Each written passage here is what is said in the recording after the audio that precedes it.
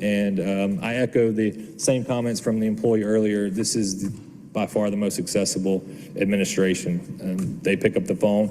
If they can't, they make time for us. So thank you all. Thank you. Next would be Samantha Waits.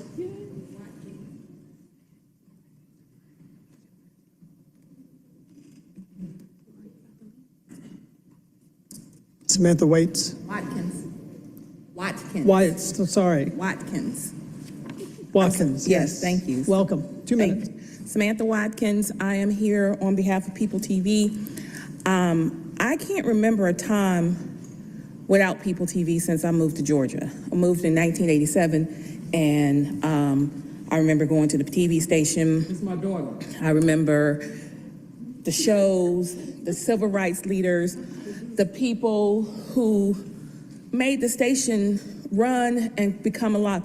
My children have grown up at People TV. It has influenced their choices on their careers and what they want to do. It has influenced my nieces and nephews. I have a nephew who works on TV and film sets now, and his first opportunity was holding the camera at People TV. I am trying to understand what Atlanta's legacy and what Atlanta wants to hold on to and preserve. So many things have been changing, so many things have been happening to Atlanta, and not remembering the people who make up the city. I think People TV is an institution that needs to stay in place and remain in place for as long as possible, because it can grow as much as the city can grow. And I think with given that opportunity to grow, it can continue the legacy that so many great people have given it and put the time and effort into it.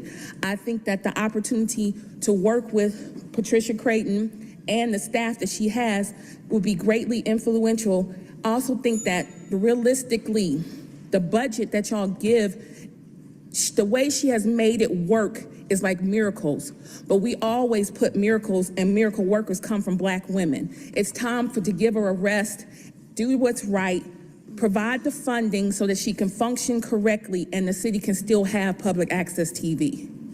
Thank you. Thank you. Next will be Desiree Thomas. You'll have up to 2 minutes. Hello. Thank you. My name is Desiree Thomas, and I'm the local campaign manager at Amplify Georgia Collaborative, which is a reproductive justice organization based here in Atlanta. I'm also a resident of District 9, and I'm here today to talk about abortion funding. As many of you know, last year the city of Atlanta became the 6th city in the U.S. and the only city in the Southeast to have donated money to an abortion fund, ARC Southeast, Georgia's only abortion fund. And I'm here today to advocate for funding that again. I think Councilmember Bakhtiari is supposed to introduce a resolution, and I'm just here to ask for your support in that. ARC Southeast, again, is Georgia's only abortion fund, and last year their operating costs were over $1.7 million to help people access care. And since Georgia's 6-week abortion ban has gone into place, people are having to travel further for their abortions, and largely thus later in their pregnancy. And so those are more costly. Travel costs money, getting child care costs money, because most people who have abortions are parents. And so I'm advocating for the city to donate $500,000, which I know I've been told is a big ask, but 1/3 of the city's budget is going to policing and incarceration. And so I think that $500,000 to fund abortion, which is health care, is definitely something that the city should be doing. Atlanta, again, is the only city in the Southeast to have done this, and Atlanta is a model for other cities to do this. I have people calling from Chicago, from other places, asking how we've done this and how we got our city council to do this. And it's because our city council has a genuine commitment to reproductive justice and reproductive rights. And so I'm asking you, when that resolution comes down, to please support it.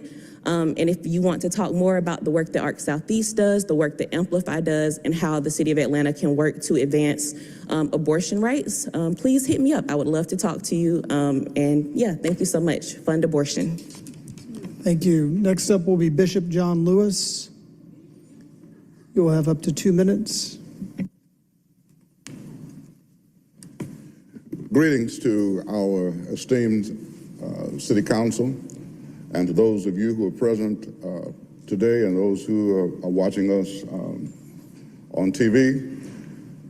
First of all, let me say thanks to our city officials and others who were with us, our family, during the passing of my sister, Dr. Colette Lewis Gumby, who was a pastor of Green Pastors Christian Ministries in the city.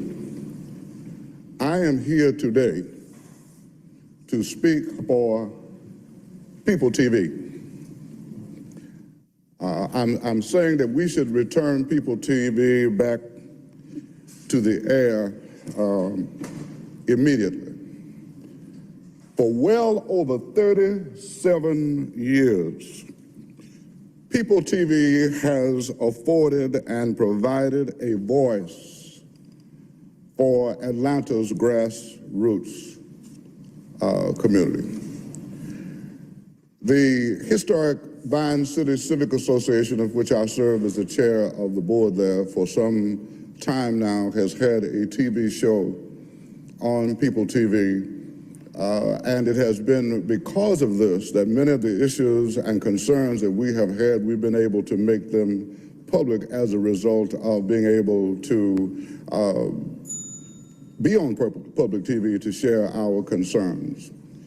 I think we would do a disservice to ourselves not to return the station back to the air. The history alone is enough to return it back to the air.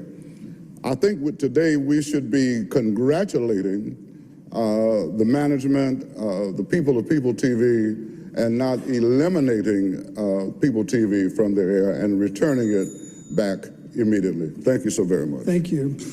Next will be Shalia Zachary.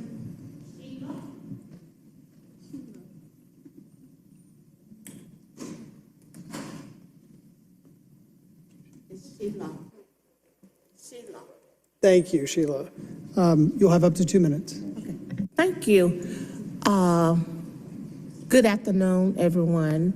I am grateful to stand here and speak before you all. I did not write anything down. I just trusted into God to bring the words up out of my mouth. I'm a native from here. I graduated from Frederick Douglass High School, as well as I'm a native from Bowen's Home. We moved there in 1964 when they first built it. My nephew is Shorty Lowe, the young artist that got killed in 2016. As me growing up as a child, my mother taught me that I always wanted to be active in the community. And that's what I did. I worked with Jose Feed the Hungry. I still do things with them. But now I'm in a situation. I live in Wildwood Park Townhouses. It's a co-op, 405 Fairburn Road. And Andre, you know me well. And she's our city councilor person there, and I've called on her. We have a board of directors there. I was the president in 2022, last year. Upon being the president, I was elected in May. It got haywire in June, where I was arrested in September 28th. I received a warrant, and it's still active to get put out. But I'm coming here for that we have 60% seniors, and we are on the verge of investors buying our property. We are 20 minutes from the airport, and we've had 2 shareholders to die. Nobody is sending to help. We are sending out letters. We send it to the mayor. Haven't sent one to you. We sent one to Andre Boone. So could you all please help us? Thank you. Thank you. Next up will be Gina Pagnotta. Due to yielded time, you'll have up to 4 minutes.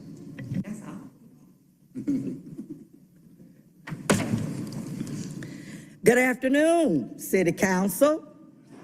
Y'all alert? You know me, I just thought I'd do that. Anyway, first of all, I am Gina Pagnotta, president of PACE. And let me say first to Councilman Lewis, I had an opportunity last week. I was at an appointment, and when I came out, being nosy as I am, I saw a lot of stuff going on in the atrium. and it was your hip hop presentation that you spearheaded. And I leaned over the counter, over the second floor just to be nosy and look. And I must say it was a wonderful, wonderful presentation. I enjoyed looking at everybody trying to figure out who I knew. Couldn't make them out till they named them. But I appreciate you giving them, for the City of Atlanta hip hoppers, no disrespect if that's what they call them, for their work industry. And I want to challenge you now and the City Council going forward that we do a ceremony for our outstanding employees through COVID and all of that in that same atrium with some Kool-Aid as something to eat. And I challenge you, and I would like to partner, this union would like to partner with you to make that happen very soon. And again, thank you. That was a wonderful experience for me and my team. Thank you. The next on the agenda that I would like to speak of, my colleague Tracy Thornhill spoke earlier, and for the first time in history, we're on the same page about pay. For the first time, that should go down in the record. But there's one thing, and I also like to say thank you to the fire person, a leader that came up and spoke on behalf of E911, which is at our community of interest, and I speak on all the time. They spoke of accessibility to the administration. No disrespect to the administration, but this union has not yet had a chance to meet that administration or his colleagues. The only person that we met with so far was the Department of Human Resources, that's led by Talisha Smith and her team. And unfortunately, the other lady that came up and spoke with her, whatever her experience was, this union has not had that same experience. We appreciate her and her team's very responsiveness when I call and meetings. And maybe that's what the new mayor has utilized her to be the person to meet with us, but I sure would appreciate an accessible meeting to that administration. And what I'm here real quickly about is the E911. I have to stand corrected. I just got this budget floor amendment form not too long ago. I've been speaking that the City Council and administration has voted on a $10,000 bonus for new E911 people coming in, and I just got corrected by this form. I wish I'd have gotten it earlier. That's another reason why we need to be very close in contact with the administration, that this bonus form is up to $10,000 a person that they hire, with a total amount of $100,000. I want to make it clear, please, that whoever is overseeing this, and Pace would like to be helping overseeing, that this money is allocated for bonus retention for ground people, the call takers, the dispatchers, and not bringing in any more senior level people. We have enough.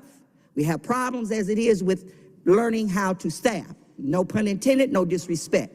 Please ensure that this money goes for those boot people, and that you got a separate legislation for retention of the ones that's been here working all through COVID. We want to see something related to them, make it happen, and get it done as quickly as possible so we can retain them as well. Thank you so much for your time. And again, please work better with this union. Thank you, Council, for all that you do, for listening to me and allow me to come up here and share with you whatever's going on. And thank you for the first time you all are listening and making a move on some action that Pace has requested. Thank you. Thank you. Next up will be Devin Franklin. You'll have up to 2 minutes.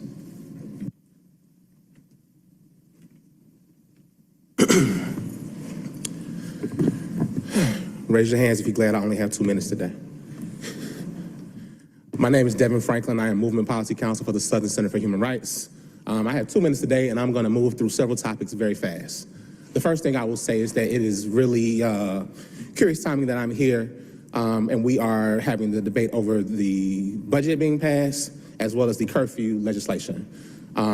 I've said before, I'm not the originator of the quote, but I will repeat again that budgets are moral documents, and I think it is really indicative of priorities when we think about $77 million now going towards the police, when we factor in the raise in their policing budget, as well as the $67 million towards Cop City, and the fact that we have a resolution that, well-intended, I think misses the mark a bit in terms of the fact that there is not any substantial investment being made towards children in the year of the youth. Still feels like it's the year of the cop, right? I think it misses the mark, Mr. Lewis, and I hope that maybe something else can be done with the bill, and that it's great to get kids back home, but let's figure out what they have going on at home. Why are they out in the streets? Are they escaping abuse? Are they escaping potential drug use? Are we running them back into situations that can be equally harmful? Something of the mind that I want you all to think about. Additionally, as I want to do, and I'm frequently here to do, I'm here to speak about the ACDC jail lease, and particularly the information that we gave a while back about the people who were being housed in Fulton County and the nature of the facility being over incarcerated. I want to let you all know that Southern Center, along with our faith partners at Ebenezer and the Temple and St. Luke's and Central Presbyterian and so many other places, we're part of a Juneteenth bailout. We were able to bail out 21 people. And we were told that, people were only being held on violent charges when we were going through the conversations about the lease. Some of the folks that we bailed out were being held for theft by receiving on a $5,000 bond for 167 days, theft by receiving 420 days on a $1,000 bond, theft by receiving with mental health issues, $38,000 on a 486 days of being held. And Time has expired. These are the type of people that were being held and the type of people who are still in that jail because you chose to go forward with an ineffective lease. Thank you. Thank you. Councilmember Lewis. And I would say thank you for bringing up that portion. What we did with this legislation is add in like a portion to where mental services will be offered to the family, the entire family. And so this entire legislation, the city of Atlanta has always had a curfew, but the curfew had a $1,000 up to $1,000 penalty or jail time. My office removed the jail time and removed the $1,000 penalty, and we included organizations like Black Men Build, Black Male Initiative, and Mothers Against Gang Violence and Mothers Against Gun Violence to actually be a part of the healing of the entire family. So I appreciate you for saying that because that's along the lines we are thinking. Thank you. Yeah, and so I'll be clear, it was not part of the ordinance because it was once upon a time where you had to have an encounter for a couple times before you were connected to resources. That was part of the stuff that I had read, but I'm not sure if that's still there. No, you got to go and see the legislation. We've been working on it since Thanksgiving. When Councilmember Waits came in with the 9 p.m. curfew, and we thought it was excessive. So we changed the legislation. You have to go and look at it. It's exactly what I just said that's on there. And it keeps the same exact curfew that's already been on the books for the last 30 years in the city of Atlanta of 11 p.m., but it adds in a helpful of the entire family, beloved community type vibe. Right, and is it funded is the question?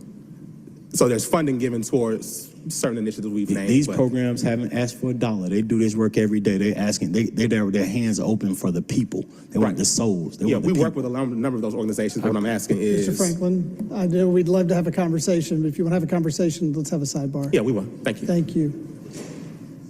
Thank you, Mr. Lewis. Finally today, last speaker is Daniel, and I apologize, I can't read your... Please. You'll have up to 2 minutes, and please tell us your last name for the record at the microphone. Again, I'm sorry, I'm breaking down as I go along. My name is Daniel Maria. The last time I was here, y'all helped me out very much. I agree with both of the gentlemen that was up here. Y'all saved me a lot. But what I'm here today for is the care that I was given under the supervision of Mr. Tony Smart, Eric Ross, and Mr. Bradley when I came back to work. I was on FMLA, and I had asked if I could come back to work a month early. They had given me my doctor had asked for 6 months, and I came back on April the 17th. My leg went out on the 18th. I don't believe they believed me. And as a result of that, Mr. Bradley put me in for abandonment, which was later dropped because I had given my supervisor, Eric Ross, through my phone, the doctor's notes stating that I was to be given 7 days off based on my condition. At first, they thought it was sciatica, then they thought it was neuropathy, and I've been back and forth every other day to the doctor. I've actually been to the Falcons doctors on this issue. It was at present, I'm on administrative leave. And they thought it was neuropathy. Now, what I'm asking is that the treatment prior Mr. Tony Smart overlooked 3 grievances, but he never told me I had a right to the wine garden rights. And so he said that he was going to do the 3rd one. Thank you. Thank you. I want to thank all members of the public who came today to provide public comment. We appreciate it. Next, we will move to the report of the Journal. Madam Clerk.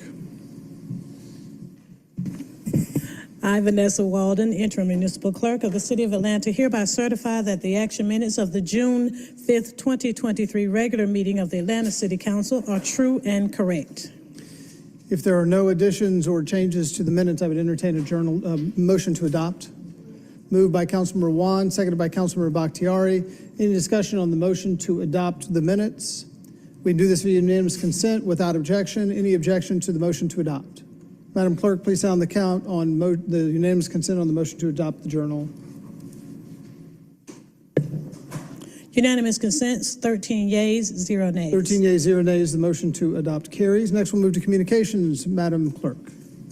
Communications today. I'll take numbers 1 through 3 as a block, if that's fine. Without objection, please proceed. 23C5069, a communication from Mayor Andre Dickens appointing Ms. Donna Stevens to serve as a member of the Chattahoochee Brick Company Memorial Green Space and Park Board. Number 2, 23C5070, a communication from Ann Phillips, President of Atlanta Planning Advisory Board, submitting the appointment of Ms. Heather Graybill to serve as a member of the Atlanta Beltline Tax Allocation District Advisory Committee. This appointment is for a term of 2 years. Number 3, 23C5071, a communication from Mayor Andre Dickens appointing Mr. Darren Sims to serve as a member of the Chattahoochee Brick Company Memorial Green Space and Park Board. All 3 communications to be referred to the Community Development and Human Services Committee and the Committee on Council. Let all 3 follow that course. Number 4, 23C5072, a communication from council members Liliana Bakhtiari, District 5, Alex Wan, District 6, Howard Shook, District 7, Mary Norwood, District 8, and Matt Westmoreland, Post 2 at Large, appointing Ms. Norman D. Strotter to serve as a member of the Interim Review Board for the City of Atlanta. This appointment is for a term of 3 years. Staff recommendation is to refer to Public Safety and Legal Administration Committee and Committee on Council. Let it follow that course.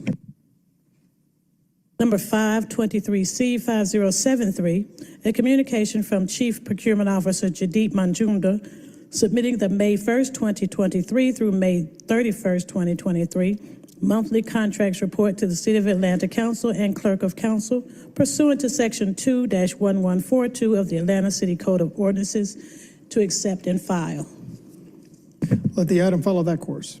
And I have one additional communication. As of 11:30 today, the Budget Commission met, and we have 23C5074, a communication from the Budget Commission submitting the City of Atlanta's FY24 Budget Commission report. Thank you. So noted. Is there any vetoed legislation for consideration today? No, sir. Is there any unfinished business? No, sir. Great. Thank you so much. Before we move to the consent agenda, for those sitting in the chamber, we're having a bit of technical difficulty with the screens on our left and our right, though the screen that is directly behind us that the council members look at is working properly. So if anybody in the audience has a question as they're following along with the agenda, that screen should be operating appropriately. We will now move to the consent agenda, section 1. This begins on page 4 of your materials. These are ordinances and items for second reading.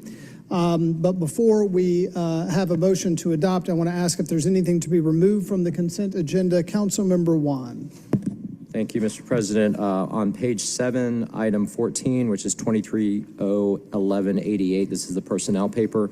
Again, page 7, item 14, 23-0-1188. So noted. Any other items for removal from the consent agenda? Councilmember Waits. Thank you, Mr. President. Item 22-0-1908, please.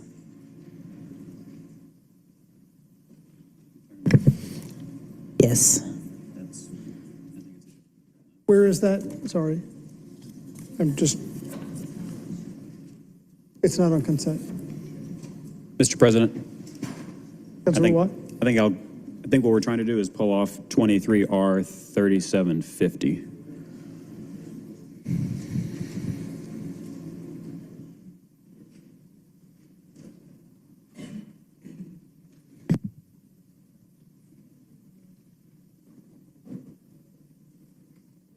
Hold just a moment. Let's make sure we're doing the right one.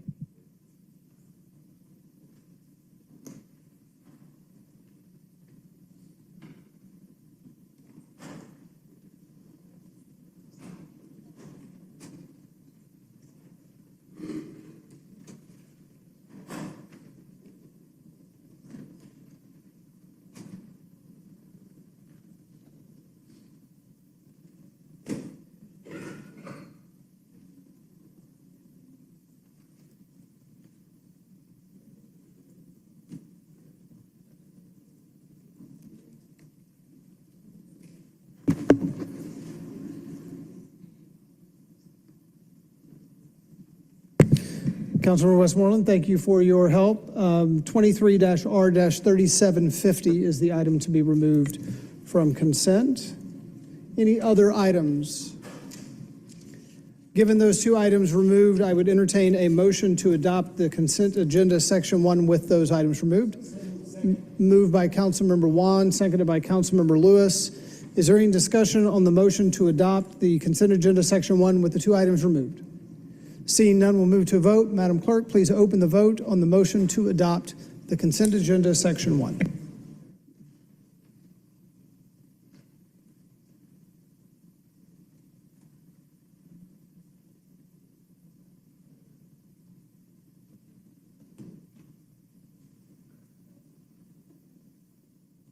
The vote is open. Will all members please vote?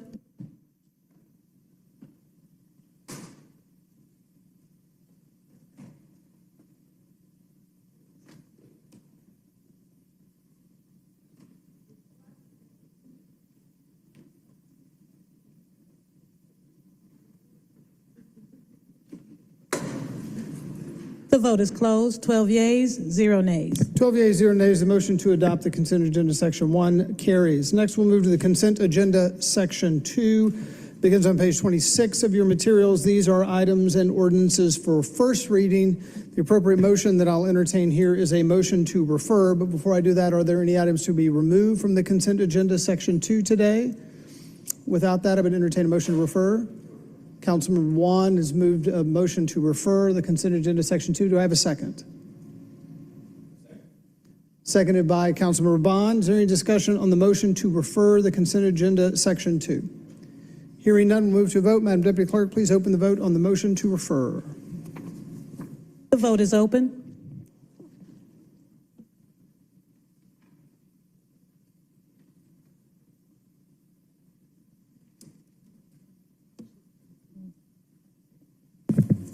The vote is closed. 13 yeas, 0 nays. 13 yeas, 0 nays. The motion to refer carries.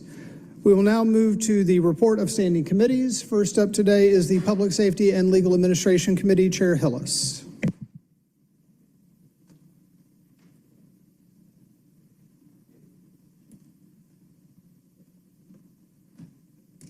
Thank you, Mr. President. We have 4 items.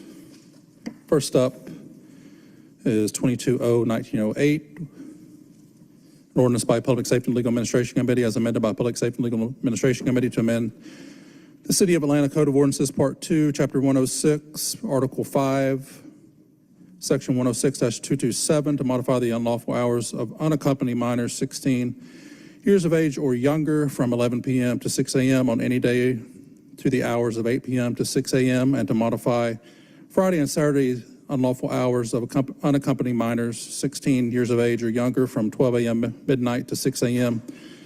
to the hours of 9 p.m. to 6 a.m., maintaining the current exceptions listed in Section 106-227, and for other purposes, the motion of the committee is to file.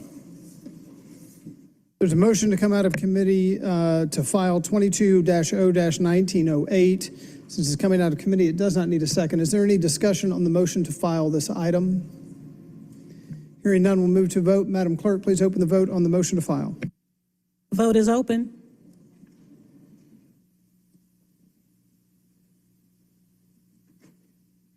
The vote is closed. 14 yeas, 0 nays.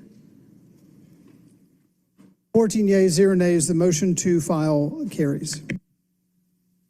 Next item is 23-0-1306, an ordinance by council members Antonio Lewis, Andrea L. Boone, Dustin Hillis, Michael Julian Bond, and Keisha Sean Waits, is substituted by the Public Safety and Legal Administration Committee to enforce and promote the City of Atlanta Code of Ordinances, Part 2, Chapter 106, and Article 5, Section 106-228, to remove provisions imposing a fine not to exceed $1,000.00 and costs or imprisonment in the city jail for not more than 60 days, to add requirements for attendance at certain educational programs as a condition of any probation and for other purposes.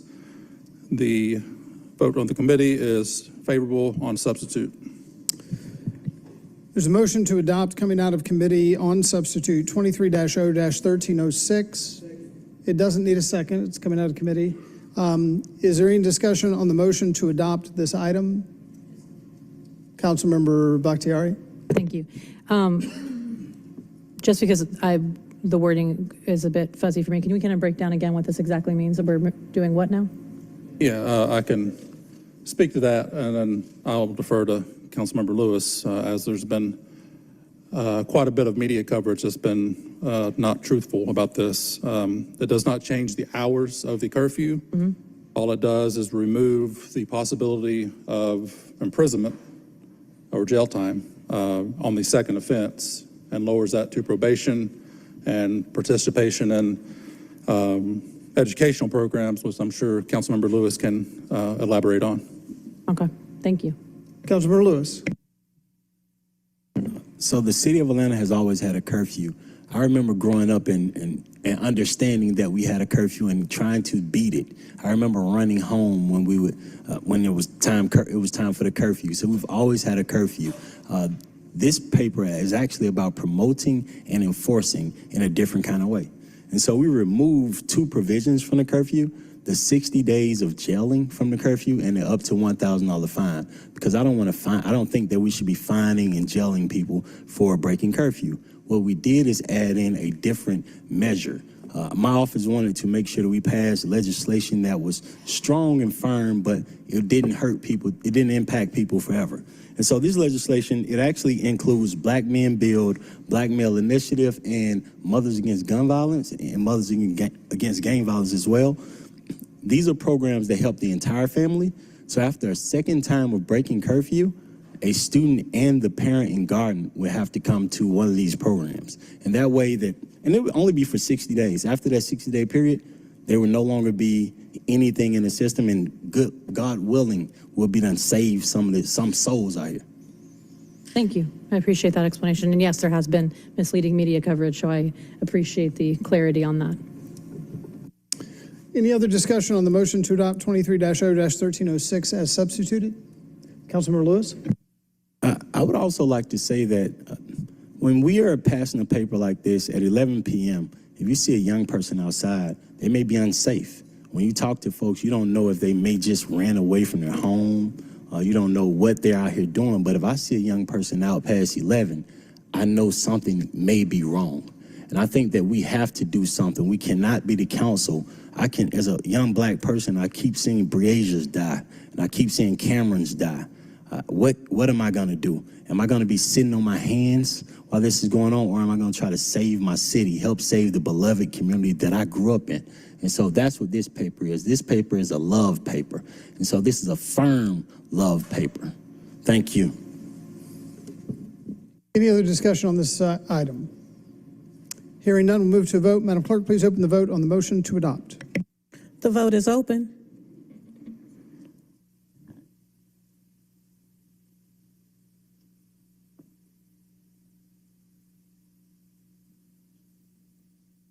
The vote is closed. 12 yeas, 1 nay.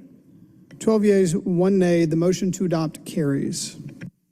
All right, next is 23-0-1307. Go ahead, sorry. An ordinance by Councilmember Michael Julian Bond authorizing the Chief Financial Officer to amend the fiscal year 2021 CARES Act fund budget by adding to anticipations and appropriations in the amount of $30,000.00 awarded to the city in pursuant to the American Rescue Plan Act of 2021, and authorizing the mayor to enter into a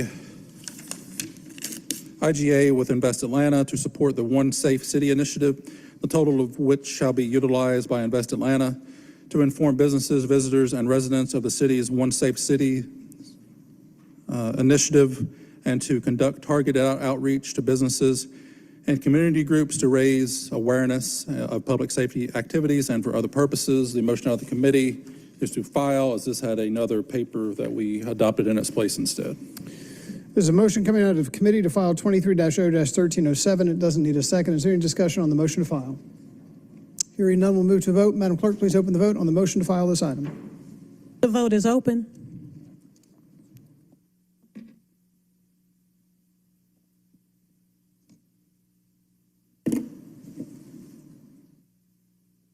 The vote is closed. 12 yeas, 1 nay. 12 yeas, 1 nay. The motion carries. The motion to file carries. Other item, pulled off consent, 23R3750, a resolution by Public Safety and Legal Administration Committee urging City of Atlanta parents and guardians not to allow unaccompanied minors 16 years of age or younger under their guardianship to loiter, wander, stroll, or play in or upon the public streets, highways, roads, alleys, parks, playgrounds, or other public grounds, public places, public buildings, places of amusement, eating places, vacant lots, or any place unsupervised by an adult having the lawful authority to be at such places between the hours of 9 p.m. on any day and 6 a.m. of the following day. However, on Fridays and Saturdays between the hours of 10 p.m. and 6 a.m. and for other purposes. The motion out of the committee was to adopt. There's a motion coming out of committee to adopt 23-R-3750. It doesn't need a second. Is there any discussion on the motion to adopt? Councilmember Waits. Yes, sir, Mr. Chairman. Thank you so much. I just wanted to provide a level of clarity because there's been so much miscommunication. Thanksgiving weekend, when we lost Zion and Cameron, it was my desire to move forward with a more stricter form of a curfew to be a companion to the existing curfew that Councilmember Lewis and I have worked on recently. Unfortunately, we were not able to garner the support necessary to move that forward. This paper instead is nothing more than a resolution where we continue to urge parents to know where their children are after the hours of 9 p.m. during weekdays and 10 p.m. on weekends. And so, although we were not able to codify this into law through an ordinance, it is our belief that we still need to know where our kids are and urge parents to be accountable. And so that's what this is to simply urge parents to look at the hours of 9 p.m. It's my belief for a 12-year-old, there's nothing that a 12-year-old should be doing after hours without a guardian. And so for the protection of our children in our city, we believe that this paper is a good paper to move forward as well. Thank you. Any other discussion on this item? Councilmember Westmoreland. To thank Councilmember Waits for the explanation description she just gave, and to hope that everyone who is a member of a media outlet here heard and understands what she just said. Thank you. Councilmember Lewis. I want to thank Councilmember Waits for her leadership, for the leadership to understand that in November, the paper wasn't where it could have been to pass, and to work with me.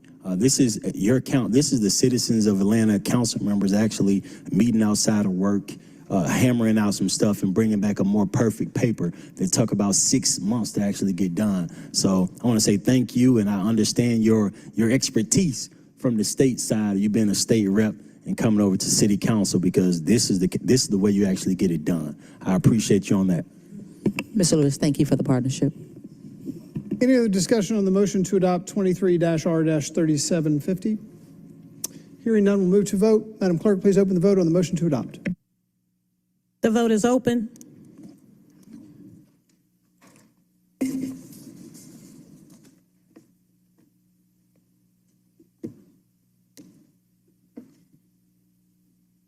Will everyone please vote?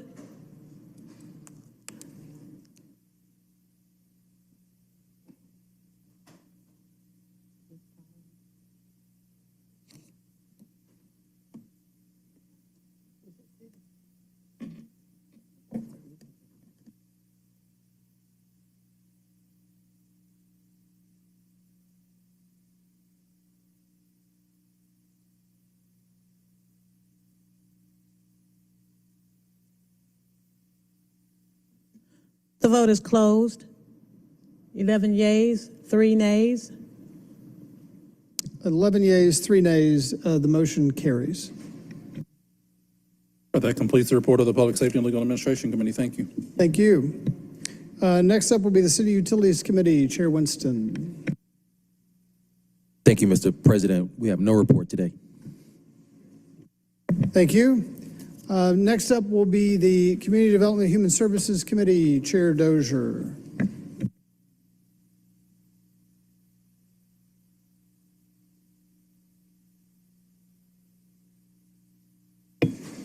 Thank you, President Shipman. I have 2 items. The first is ordinance 22-0-1849. This was a CDP amendment, CDP-22-36. A substitute ordinance by Community Development and Human Services Committee to amend the land use element of the 2021 Atlanta Comprehensive Development Plan so as to redesignate property located at 2535 Glenwood Avenue from the single-family residential land use designation to a low-density residential land use designation and for other purposes. The action out of committee was to file this item. There's a motion to file 22-0-1849 coming out of committee. It doesn't need a second. Is there any discussion on the motion to file this item? Hearing none, we'll move to a vote. Madam Clerk, please open the vote on the motion to file. The vote is open.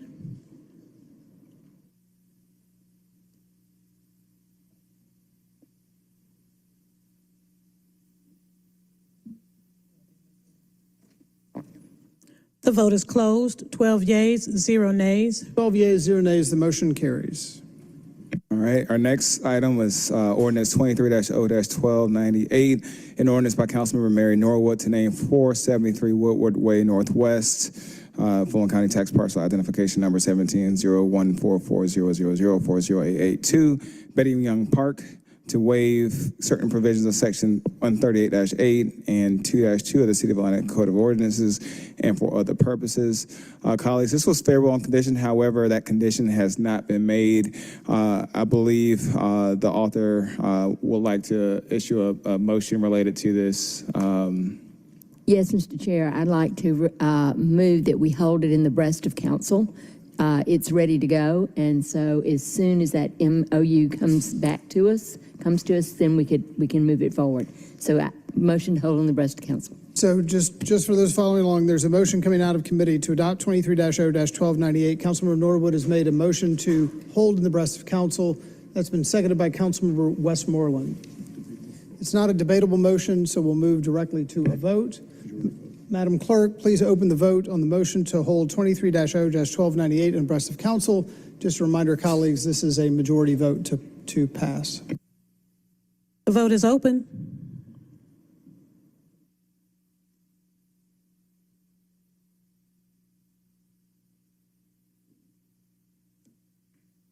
The vote is closed. 12 yeas, 0 nays. 12 yeas, 0 nays. The motion to hold in the breast of council carries. Thank you. That concludes the report of the Community Development and Human Services Committee.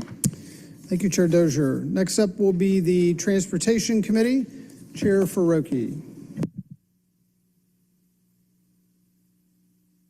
Thank you, President Shipman. We did not have quorum at last week's Transportation Committee meeting, so we'll need to move into Committee of the Whole to conduct the committee's business here today. I move to move into Committee of the Whole. There's a motion by Councilmember Faroki, seconded by Councilmember Amos to move into Committee of the Whole. We can do this via unanimous consent without objection. Is there any objection to moving into Committee of the Whole? Hearing none, Madam Clerk, please sound the count on unanimous consent on the motion to move in Committee of the Whole. Unanimous consent is 12 yeas, 0 nays. 12 yeas, 0 nays. The motion carries. We're now in Committee of the Whole. All right, we have a number of items, but I think we can probably move to them pretty efficiently. First, I'll start off with ordinances for first read, 23-0-1322, an ordinance by Transportation Committee establishing the fiscal year 2024 Airport Renewal and Extension Fund, Airport Passenger Facility Charge Fund, Aviation Encumbrance Program, budgets by transferring to and from appropriations in an amount of $196,880,358 to provide funding for various projects at Hartsfield-Jackson Atlanta International Airport and for other purposes. 23-0-1323, an ordinance by Transportation Committee authorizing the mayor or his designee on behalf of the City of Atlanta to abandon portions of a public street known as Old Jonesboro Road, consisting of approximately 0.423 acres lying and being in land lot 65 of the 14th District of Fulton County, Georgia, being more specifically described in the attached Exhibit A to 3799 Browns Mill LLC, authorizing the mayor or his designee to execute a quitclaim deed for such abandoned right-of-way and for other purposes. And the final ordinance for first read is 23-0-1324, an ordinance by Transportation Committee to amend Chapter 138, Article 2, Division 4, Section 138-43, bus shelters of the Atlanta City Code of Ordinances to add definitions and to provide for certain informational and commercial signage and for other purposes. Those are 3 items for first read. We'll move now to items for second read. The first is 23-0-1287, an ordinance by Councilmember Mayor Farokhi authorizing the mayor or his designee to accept funds and amend the fiscal year 2023 intergovernmental grant fund budget by adding to anticipations and appropriations awarded funds from the 2020 to 2025 Regional Transportation Improvement Program in an amount not to exceed $1,160,000.00 for the funding of preliminary engineering for the Stitch project, to authorize the mayor or his designee to enter into any necessary agreements with project partners, including the Atlanta Regional Commission, the United States Department of Transportation, Federal Highway Administration, and or the Georgia Department of Transportation for implementation of grant acceptance and participation and for other purposes. Any comment from our friends at ATL DOT?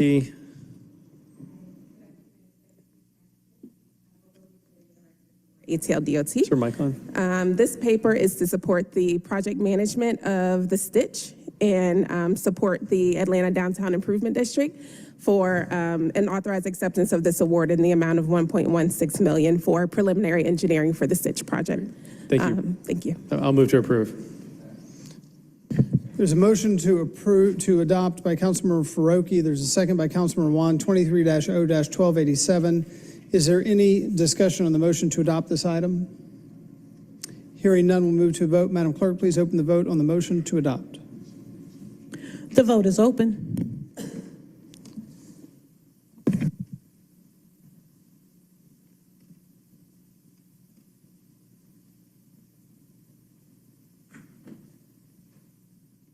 Will everyone please vote?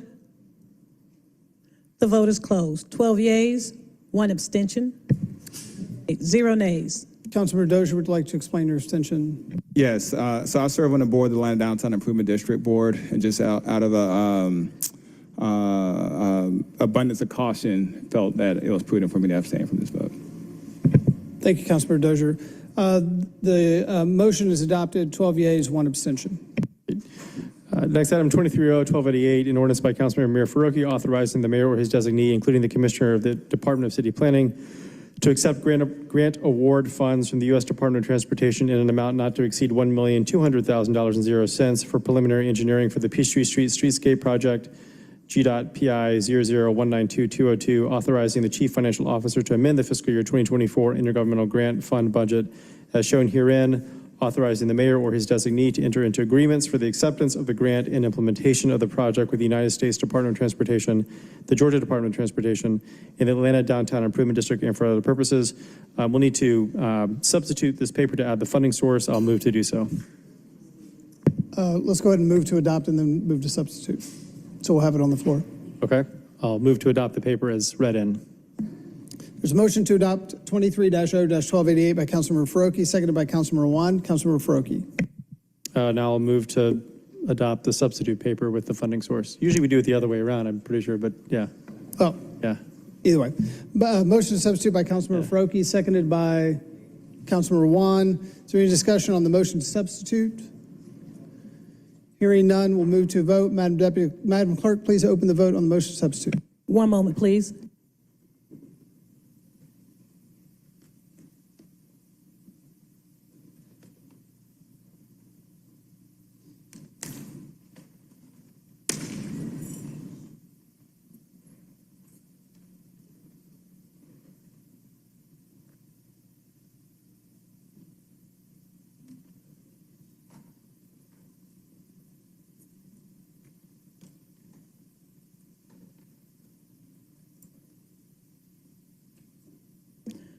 The vote is open.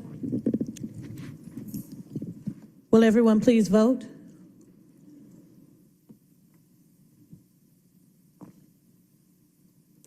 The vote is closed. 13 yeas, 0 nays. 13 yeas, 0 nays. The motion to substitute carries. We are now back to the motion to adopt now as substituted. So moved. Is there any discussion on the motion to adopt 23-0-1288 as substituted?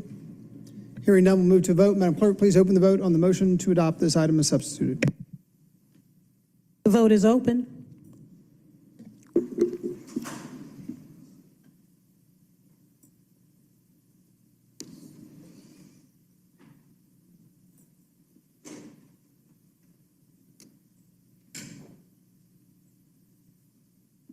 Will everyone please vote?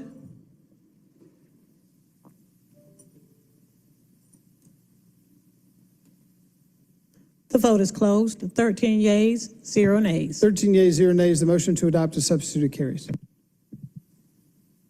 Great. 23-0-1294, an ordinance by Councilmember Alex Wan authorizing the mayor or his designee to execute amendment number 2 to agreement EAC 1220285, design build for Cheshire Bridge Road replacement bridge over South Fork Peachtree Creek with CW Matthews Contracting Company, Inc. on behalf of the Department of Transportation to add funding for construction of the bridge in an amount not to exceed $215,904.50 to ratify all services rendered in connection with the additional funding beginning March 1, 2023, in accordance with Section 2-1163C of Article 10, Procurement and Real Estate Code of the City of Atlanta Code of Ordinances. All contracted work to be charged to and paid from the fund, department, organization, and account numbers listed herein and for other purposes. We'll move to approve. Oh, sorry, Mr. Wan. Second. There's a motion to adopt 23-0-1294 by Councilmember Wan, seconded by Councilmember Faroki. Is there any discussion on the motion to adopt this item? Hearing none, we'll move to a vote. Madam Clerk, please open the vote on the motion to adopt 23-0-1294. The vote is open.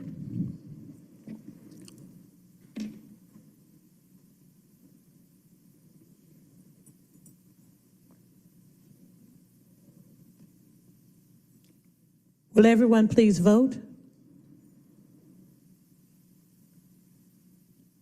The vote is closed. 13 yeas, 0 nays. 13 yeas, 0 nays. The motion to adopt carries. 23-0-1300, an ordinance by Councilmembers Hillis, Westmoreland, Bakhtiari, and Dozier to establish the Atlanta Fatal Collision Review Commission to provide in-depth, multi-departmental, and holistic reviews of all fatal vehicle collisions that occur on surface streets within the city of Atlanta, of which, upon completion of the review, will submit findings and recommended changes to affected city departments and the public and for other purposes. We do have a substitute as well. There's a motion to bring forth the substitute by Councilmember Wan. I'm just going to roll with it, Councilmember Faroki. I know. And seconded by Councilmember Bakhtiari. So there's a motion to bring forth the substitute. Councilmember Hillis. Is there any discussion on the motion to bring forth the substitute? Madam Clerk, please open the vote on the motion to bring forth the substitute. Vote is open. Will everyone please vote? It's fluid.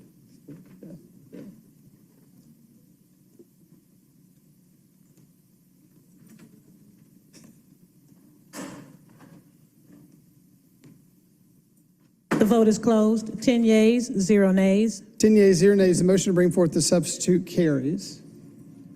Oh, you're a yea? Councilmember Hillis is a yea. Please reflect his vote.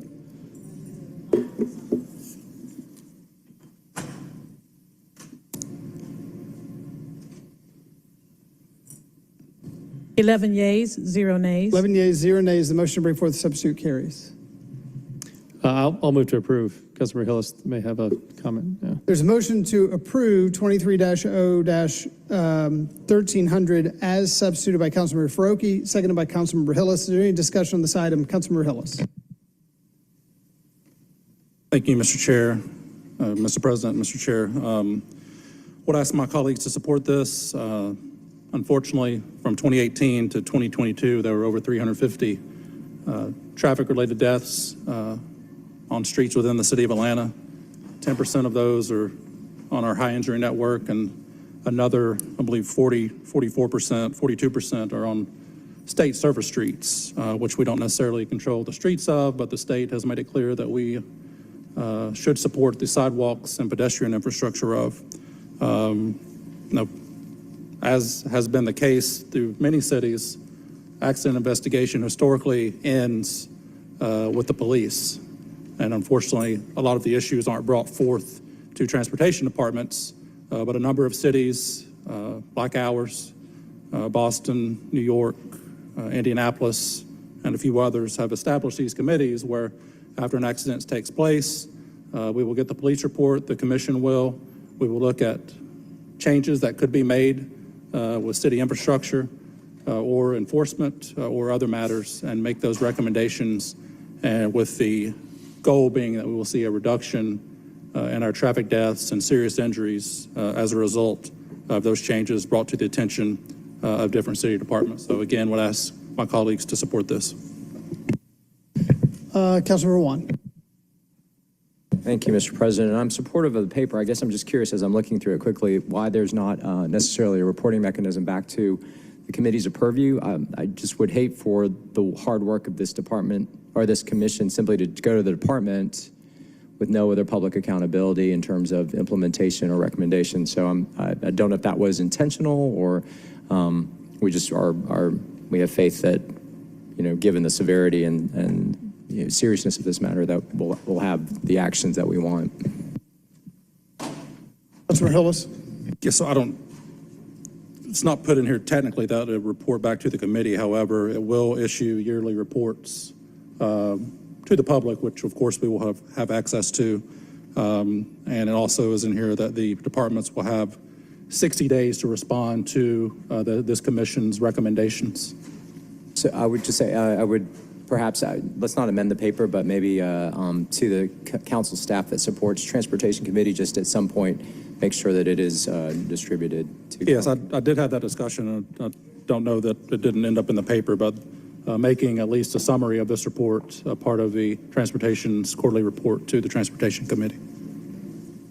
Councilmember Boone.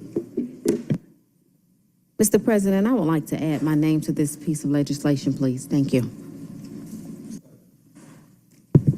If you're open to it, can we just bundle that up into one amendment? Councilmember Boone has made an amendment to add names to the paper, which would include her name, Councilmember Lewis, Councilmember Bond, Councilmember Juan, Councilmember Winston. So there's a motion by Councilmember Boone to add Boone, Lewis, Bond, Juan, and Winston, and Westmoreland, and Faroki, and Amos. I would just add, I did collect a number of more signatures on the paper I introduced. I don't know why they did not end up. Okay, so we may just be correcting the record. Councilmember Overstreet? Okay, so just to make sure that all those names, there's the motion by Councilmember Boone, seconded by Councilmember Lewis. Is there any discussion on the motion to amend adding those names? I'm going to let this go by unanimous consent without objection. Any objection? Madam Clerk, please sound the count on the motion on the unanimous consent on the motion to amend. Unanimous consent, 13 yeas, 0 nays. 13 yeas, 0 nays. The motion to amend carries. Any other discussion on the motion to adopt 23-0-1300? Hearing none, we'll move to a vote. Madam Clerk, please open the vote on the motion to adopt. Open. Will everyone please vote?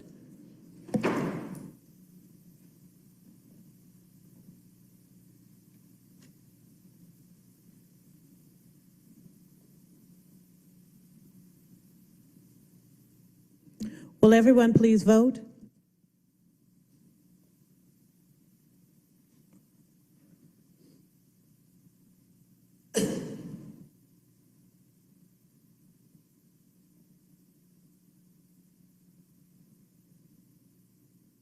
The vote is closed. 13 yeas, 0 nays. 13 yeas, 0 nays. The motion to adopt carries.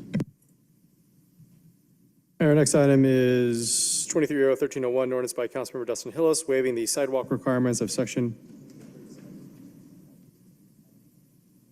No. Keep up. Keep up one. It was a joke. 23-0-1301, an ordinance by Councilmember Dustin Hillis waiving the sidewalk requirements of Section 15-09.003 of the City of Atlanta Code of Ordinances for subdivision application SD 19037, 2414 Claude Street, to provide that in lieu of constructing the required sidewalks at the subdivision site, the developer of the subdivision shall construct approximately 224.36 linear feet of sidewalk near the intersection of Bolton Road and Parrott Avenue, and for other purposes.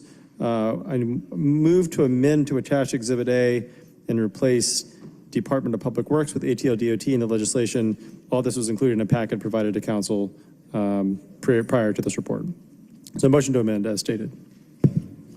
There's a motion to amend 23-0-1301 by Councilmember Faroki, seconded by Councilmember Hillis. During discussion on the motion to amend, hearing none, we'll move to a vote. Madam Clerk, please open the vote on the motion to amend 23-0-1301. The vote is open.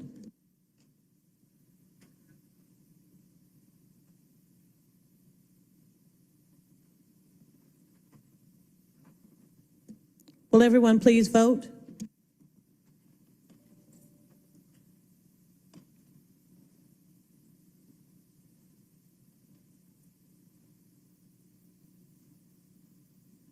The vote is closed. 11 yeas, 0 nays.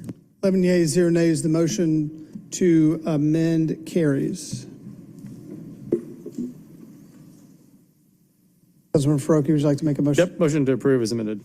There's a motion to adopt 23-0-1301 by Councilmember Faroki. Is there a second? Seconded by Councilmember Hillis. Any discussion on the motion to adopt? Councilmember Hillis. Yeah, would again just ask my colleagues' support. This is part of a subdivision that would have placed a sidewalk in the middle of nowhere on a local street, but instead I worked with the applicant to get it placed on a collector street where sidewalks are desperately needed. Other discussion on the motion to adopt as amended? Hearing none, we'll move to a vote. Madam Clerk, please open the vote on the motion to adopt this item. The vote is open.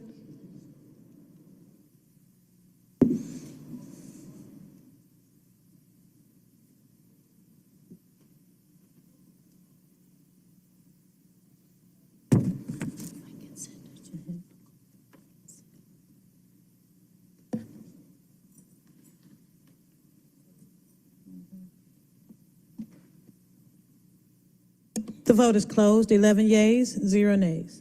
11 yeas, 0 nays. The motion to adopt carries. Next item is 23-0-1303, an ordinance by Councilmember Marcy Collier Overstreet authorizing the mayor or his designee on behalf of the City of Atlanta to execute all documents necessary for the acquisition of certain property interests necessary for the Campbellton Road Complete Street Project, authorizing negotiations with property owners for the acquisition of such property interests, authorizing title searches, appraisals, surveys, and other items necessary for the acquisition of such property interests, authorizing the mayor and the city attorney, in the event negotiations are unsuccessful, to institute condemnation proceedings pursuant to OCGA 32-3-1, waiving certain subsections of Section 2-1541 and 2-1545 of the City of Atlanta Code of Ordinances on behalf of the Atlanta Department of Transportation, all contracted work and payments for property interest to be paid from account numbers listed herein and for other purposes. I'm going to move to amend to attach Exhibit A, the parcel map, and Exhibit B, list of properties. There's a motion to amend 23-0-1303 by Councilmember Faroki. Is there a second? Seconded by Councilmember Overstreet. Is there any discussion on the motion to amend this item? Hearing none, we'll move to a vote. Madam Clerk, please open the vote on the motion to amend. The vote is open. Will everyone please vote?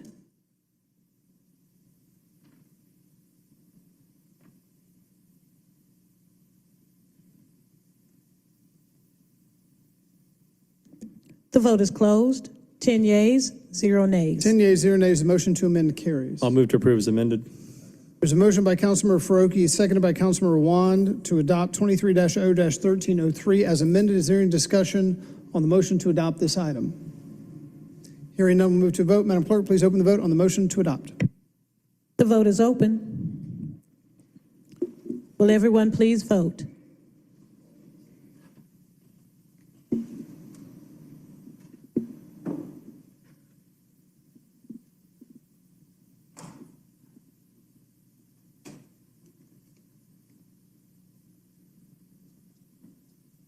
Okay. Will everyone please vote?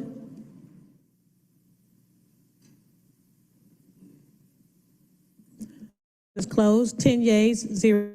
0 nays. The motion to adopt as amended carries. All right, that concludes ordinances. Move on to resolutions. 23R 3667, a resolution by Councilmember Amir Faruqi authorizing the mayor or his designee to enter into a project framework agreement with the Georgia Department of Transportation and a project management agreement with the Atlanta Downtown Improvement District for the Livable Cities Initiative grant for preliminary engineering for the Peachtree Street Streetscape Project, GDOT PI 00192-202, in an amount not to exceed $1,500,000.00 to authorize the mayor or his designee to execute all agreements related to the project and for other purposes.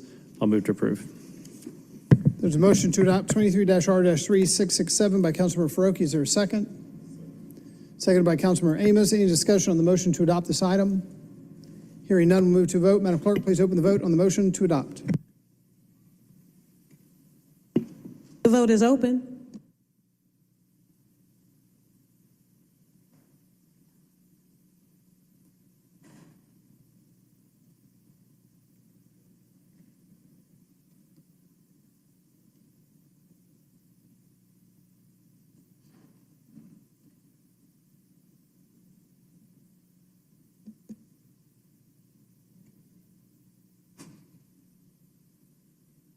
The vote is closed. 9 yeas, 0 nays. 9 yeas, 0 nays. The motion to adopt carries. Our next item is 23R 3669, a resolution by Councilmember Byron Amos requesting the mayor or his designee to make the intersection of Anderson Avenue Northwest and Waterbury Street Northwest an always stop controlled intersection, to request the Atlanta Department of Transportation to install stop signs at the intersection, and for other purposes. I yield to my colleague, Mr. Amos, if possible. Councilmember Amos. Yes, sir, Mr. President. And Mr. Chair, just have a question for ADOT. I am willing to file this paper because I understand there may be some other traffic calming activity going on, if that is still true. Yes, good afternoon, Council. Alan Smith, Deputy Commissioner, ATL DOT, TIM Division. Yes, Councilmember Amos, we will be installing 4 speed tables near that location to mitigate the speeding concerns. Thank you very much. Motion to file. Second. There's a motion to file 23-R-3669 by Councilmember Amos, seconded by Councilmember Faruqi. Any discussion on the motion to file? Hearing none, we'll move to a vote. Madam Clerk, please open the vote on the motion to file. The vote is open.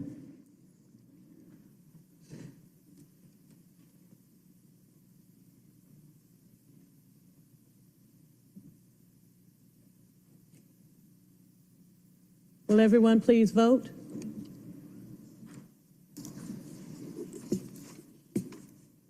The vote is closed. 10 yeas, 0 nays. 10 yeas, 0 nays. The motion to file carries. Our next item is 23R 3671, a resolution by Councilmember Jason Dozier requesting the mayor or his designee to make an always stop controlled intersection at Lawton Street Southwest and Lawton Place Southwest, to request Atlanta DOT to install stop signs at the intersection and for other purposes. I move to amend to add or Foster Place Southwest in all references in the legislation. There's a motion to amend by Councilmember Faruqi, seconded by Councilmember Dozier to amend. Is there any discussion on the motion to amend this item? Madam Clerk, please open the vote on the motion to amend. The vote is open.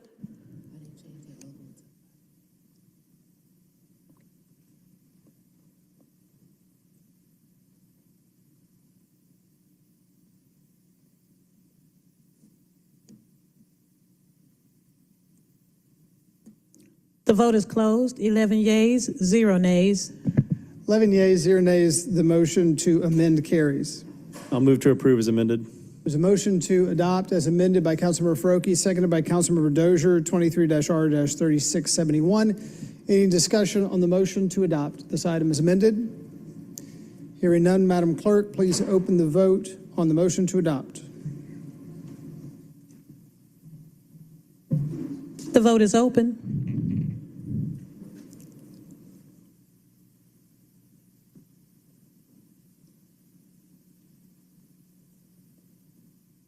The vote is closed. 11 yeas, 0 nays. 11 yeas, 0 nays. The motion to adopt carries.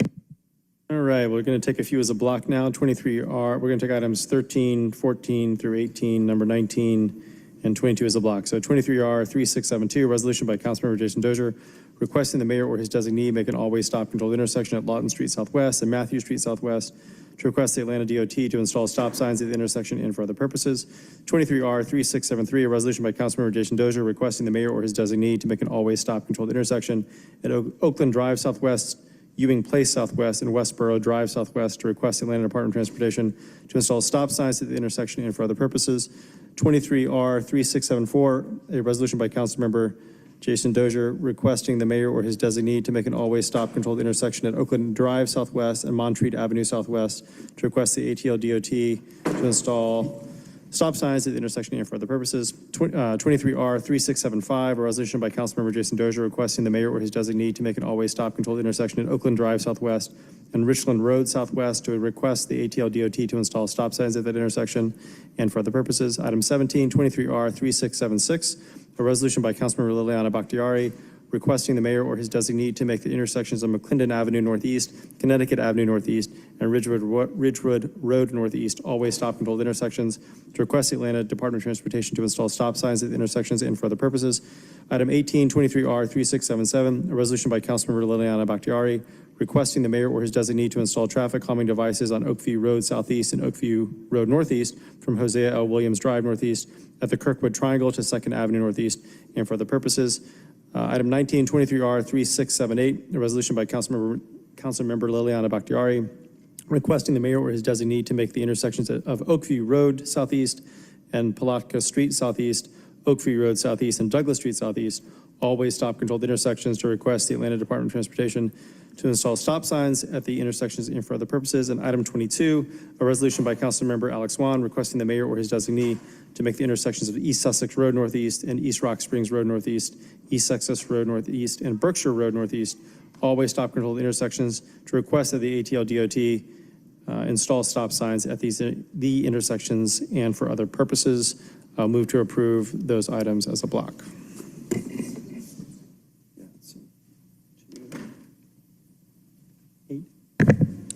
There's a motion to adopt these 8 items. Is there, by Councilmember Faroki, is there a second? Seconded by Councilmember Dozier. Is there any discussion on the motion to adopt these 8 items?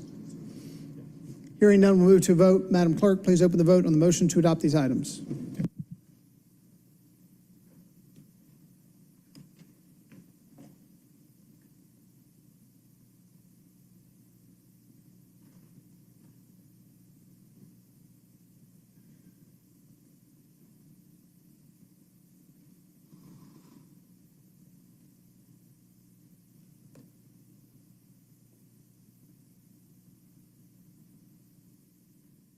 The vote is open.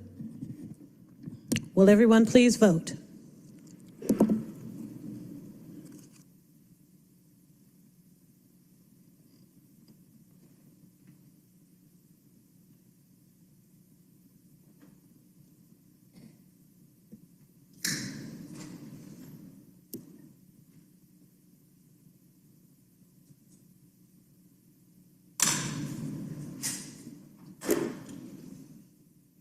The vote is closed. 12 yeas, 0 nays. 12 yeas, 0 nays. The motion to adopt these items carries. Item 20, 23R3680, a resolution by Councilmember Alex Wan requesting the mayor or his designee to install 2 pedestrian crosswalks on Lennox Road at the South Fork Peachtree Creek Bridge and the Morningside Nature Preserve parking lot and for other purposes. Move to approve. There's a motion to adopt 23-R-3680 by Councilmember Faroki, seconded by Councilmember Wan. Is there any discussion on the motion to adopt this item? Hearing none, move to a vote. Madam Clerk, please open the vote on the motion to adopt. The vote is open. Will everyone please vote?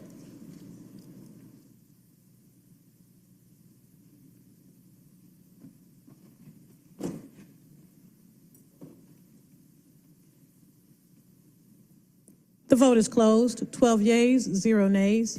12 yeas, 0 nays. Motion to adopt carries. Item 21, a resolution by Councilmember Alex Wan requesting the mayor or his designee to make the intersection of Johnson Road Northeast and Meadowdale Avenue Northeast an always stop controlled intersection, to request the ATL DOT to install stop signs at the intersections and for other purposes. I'll move to amend to add, quote, the eastern section of Johnson Road Northeast and Meadowdale Avenue Northeast and always stop, in all references in the legislation. There's a motion by Councilmember Faroki to amend 23-R-3681, seconded by Councilmember Wan. Is there any discussion on the motion to amend this item? Hearing none, we'll move to vote. Madam Clerk, please open the vote on the motion to amend. The vote is open.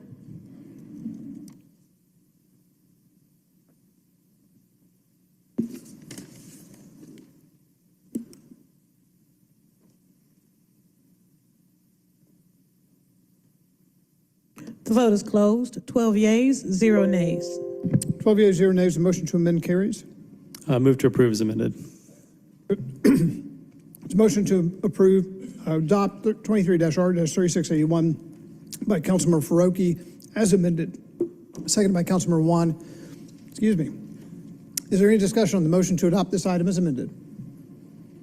Hearing none, we'll move to vote. Madam Clerk, please open the vote on the motion to adopt this item.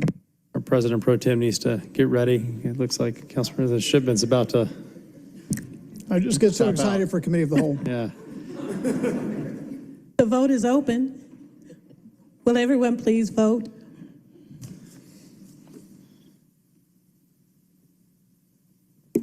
The vote is closed. 12 yeas, 0 nays. 12 yeas, 0 nays. The motion to adopt as amended carries. I've always got Councilmember Hillis here who can provide care if I needed to. Yeah. Our next item is 23R 3683, a resolution by Councilmember Alex Juan authorizing the mayor or his designee to issue a work order for the Atlanta Beltline, Inc. under the services agreement between the City of Atlanta and Atlanta Beltline, Inc. on behalf of the Atlanta Department of Transportation for the management, construction, and project closeout of improvements to the Monroe Drive and 10th Street intersection in an amount not to exceed $1 million and 0 cents. All work shall be charged to and paid from account numbers listed herein and for other purposes. Move to approve. Motion to adopt 23-R-3683 by Councilmember Faroki, seconded by Councilmember Juan. Any discussion on the motion to adopt this item? Hearing none, we'll move to a vote. Madam Clerk, please open the vote on the motion to adopt. The vote is open.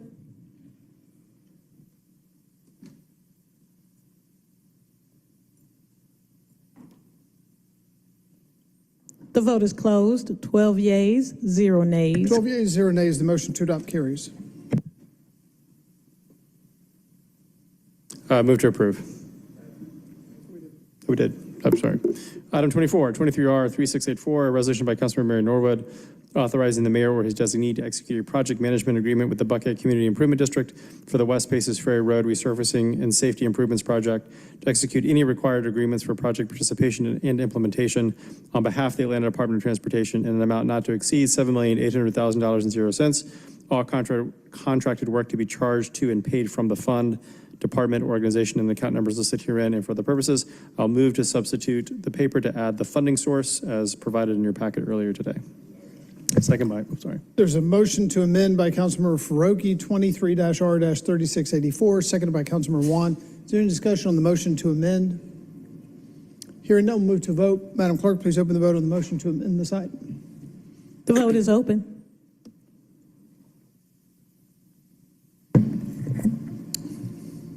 Will everyone please vote? The vote is closed. 12 yeas, 0 nays. 12 yeas, 0 nays. The motion to amend carries. Motion to adopt is amended. There's a motion to adopt as amended 23-R-3684 by Councilmember Faroki, seconded by Councilmember Juan. Any discussion on the motion to adopt this item? Hearing none, we'll move to a vote. Madam Clerk, please open the vote on the motion to adopt as amended. The vote is open.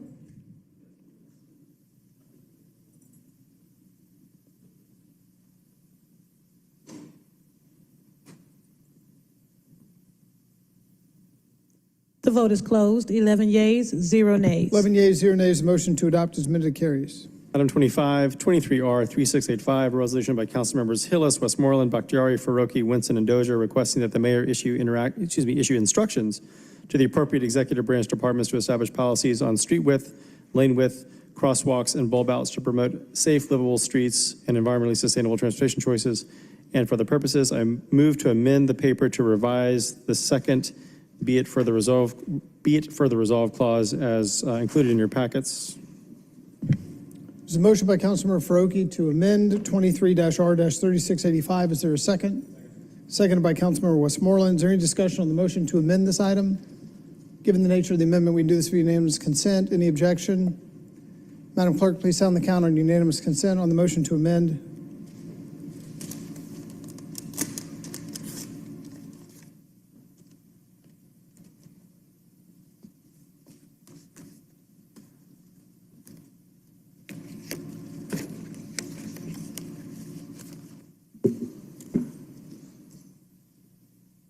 Unanimous consent is 11 yeas, 0 nays. 11 yeas, 0 nays, the motion to amend carries. Move to adopt as amended.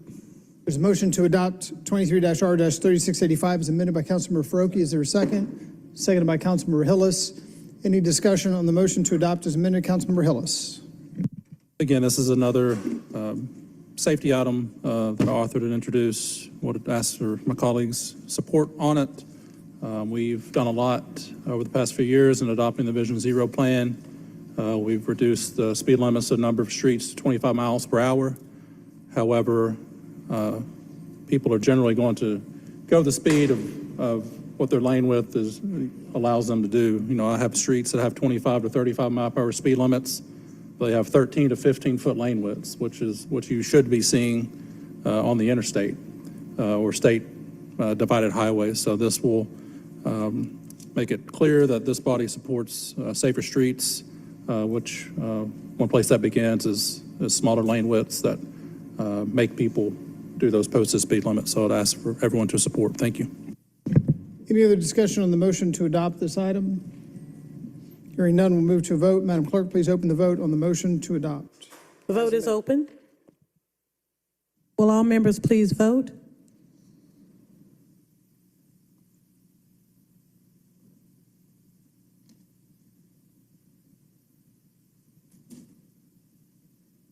The vote is closed. 12 yeas, 0 nays.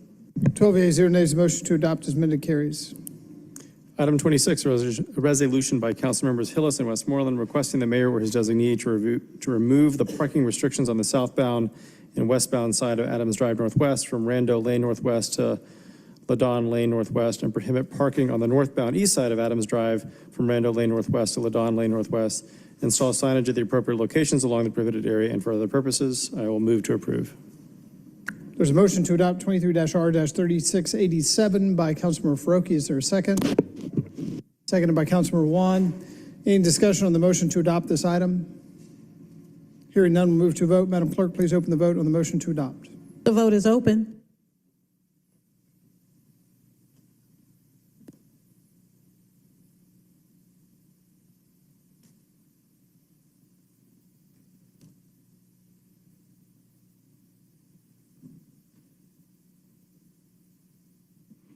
The vote is closed. 11 yeas, 0 nays. 11 yeas, 0 nays, motion to adopt carries. All right, we'll now take items 27, 28, and 31 as a block. 23R3696, which is item 27, a resolution by Councilmember Marcy Collier Overstreet requesting the mayor or his designee to install traffic calming devices on Sandringham Drive Southwest between Landham Drive Southwest and Campbellton Road Southwest and for other purposes.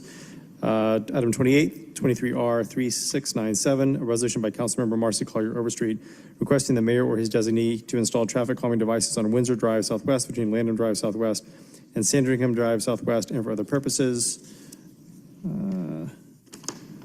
And item 31, 23R3700, a resolution by Councilmembers Antonio Lewis and Keisha Sean Waits requesting the mayor or his designee to install traffic calming devices on Ward Drive Southwest from Oak Drive Southwest to Empire Boulevard Southwest and for other purposes. I will move to adopt those three as a block. There's a motion to adopt these three items as a block, seconded by Councilmember Overstreet. Any discussion on the motion to adopt these three items?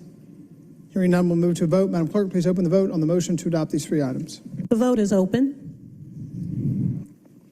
Will everyone please vote?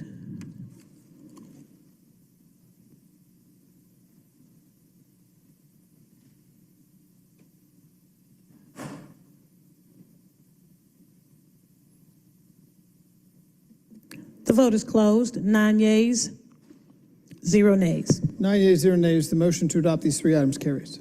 Item 29, 23R3698, a resolution by Councilmembers Lewis and Waits requesting the mayor or his designee to install traffic calming devices on Level Ridge Road Southeast between Springside Drive Southeast and Humphreys Drive Southeast and for other purposes. I'm going to move to amend to replace Humphreys Drive Southwest with Susie Griffin Road Southwest and in the caption and all references in the legislation. There's a motion to amend this item 23-R-3698 by Councilmember Faroki, seconded by Councilmember Juan. Given the nature of it, we can do this via unanimous consent. Is there any objection or discussion? Without objection, Madam Clerk, please sound the count on unanimous consent on the motion to amend.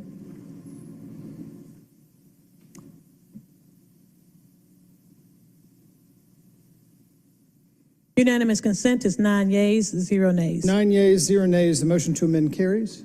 Move to adopt as amended. The motion to adopt by Councilmember Faroki, 23-R-3698 as amended. Is there a second? Seconded by Councilmember Winston. Is there any discussion on the motion to adopt this item as amended? Hearing none, we'll move to a vote. Madam Clerk, please open the vote on the motion to adopt as amended. The vote is open.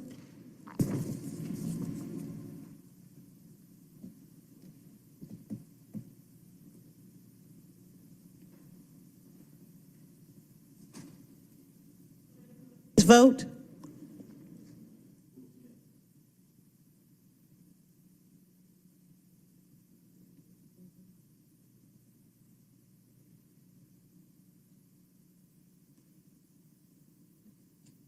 The vote is closed. 10 yeas, 0 nays. 10 yeas, 0 nays. The motion to adopt as amended carries. All right, item 30, 23R3699, a resolution by Councilmembers Lewis and Waits requesting the mayor or his designee to install traffic calming devices on River Ridge Drive Southwest between Springside Drive Southeast and Humphreys Drive Southeast. And for the purposes, I'm going to move to amend to change River Ridge Road Southwest to River Ridge Drive Southwest, Susie Griffin Road Southeast, and corrects the spelling of Humphreys Drive Southwest in all references in the legislation. There's a motion to amend 23-R-3699 by Councilmember Faroki. Is there a second? Seconded by Councilmember Westmoreland. Given the nature of this, we can do is unanimous consent. Is there any objection or discussion of the motion to amend? Madam Clerk, please sound the count on a unanimous consent on the motion to amend. 10 yeas, 0 nays. 10 yeas, 0 nays. The motion to amend carries. I will move to adopt as amended. There's a motion to adopt 23-R-3699 as amended by Councilmember Faroki, seconded by Councilmember Juan. Is there any discussion on the motion to adopt as amended this item? Hearing none, we'll move to a vote. Madam Clerk, please open the vote on the motion to adopt as amended. The vote is open.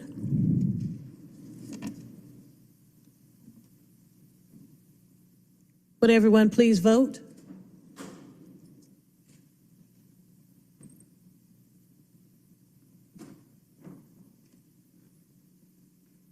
The vote is closed. 10 yeas, 0 nays. 10 yeas, 0 nays. The motion to adopt as amended carries. Item 32, 23R3701, a resolution by Councilmembers Lewis, Winston, Bond, Westmoreland, and Waits to provide funding in the amount of $125,000.00 from the Council District 12 Horizontal Discretionary Fund account to the Atlanta Department of Transportation to fund safe routes to schools in Council District 12. And for the purposes, I'll move to substitute to add the funding source. There's a motion to substitute by Councilmember Faroki, 23-R-3701, seconded by Councilmember Juan. Is there any discussion on the motion to substitute? Hearing none, we'll move to a vote. Madam Clerk, please open the vote on the motion to bring forth the substitute. The vote is open.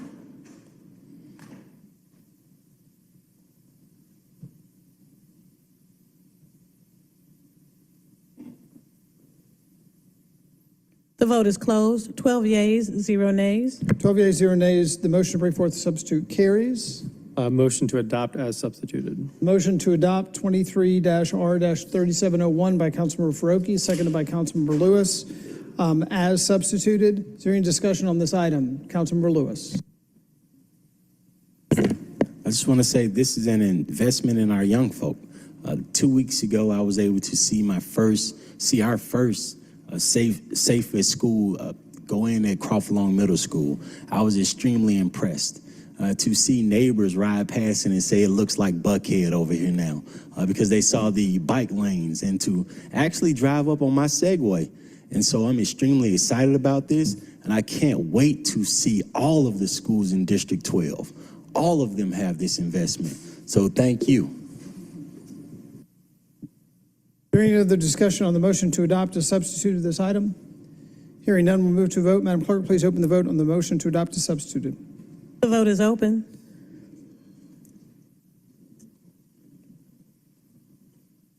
Will everyone please vote?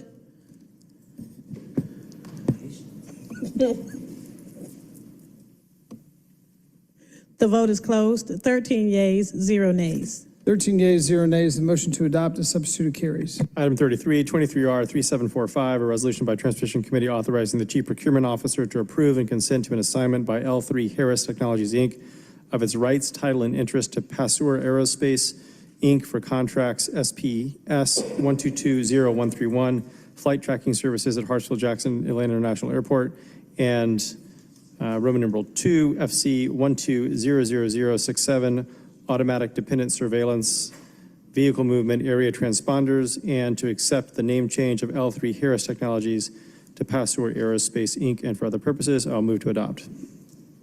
There's a motion to adopt 23-R-3745 by Councilmember Faroki. Is there a second? Seconded by Councilmember Lewis. Is there any discussion on the motion to adopt this item? Hearing none, we'll move to a vote. Madam Clerk, please open the vote on the motion to adopt. The vote is open.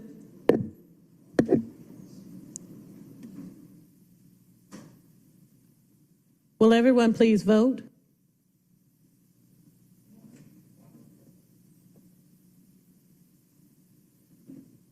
The vote is closed. 11 yeas, 0 nays.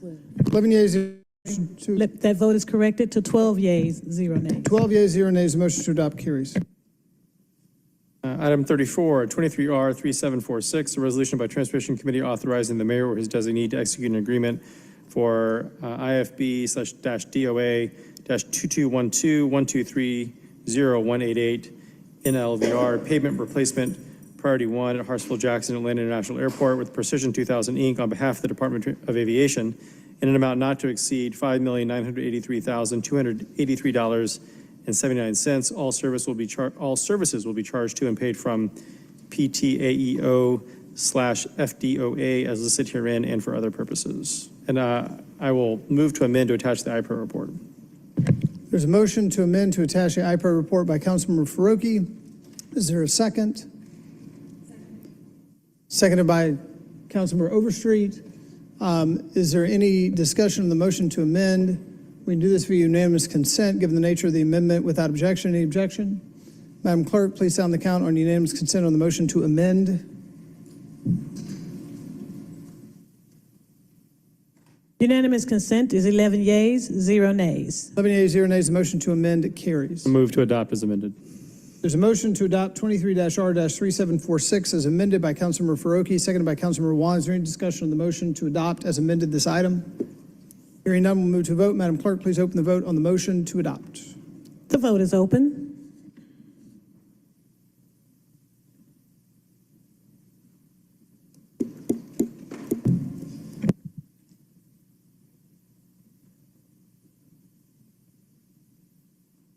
The vote is closed. 11 yeas, 0 nays. 11 yeas, 0 nays. The motion to adopt as amended carries. Item 35, 23R3747, resolution by Transportation Committee to correct resolution 23R3079, cooperative purchasing agreement CPS-DOA-2210-123-0141, DOA CAD implementation, solution hardware licensing services, and technical support with Motorola Solutions, Inc., adopted by the Atlanta City Council on January 17, 2023, and approved per City Charter Section 2-403 on January 26, 2023, on behalf of the Department of Aviation, Aviation Information Services, to correct the term of the agreement and the not to exceed amount to include implementation, standard maintenance, and support services. All other parts of the legislation to remain unchanged, and for other purposes, I will move to adopt. There's a motion to adopt 23-R-3747 by Councilmember Faroki. Is there a second? Seconded by Councilmember Westmoreland. Is there any discussion on the motion to adopt this item? Hearing none, we'll move to a vote. Madam Clerk, please open the vote on the motion to adopt. The vote is open.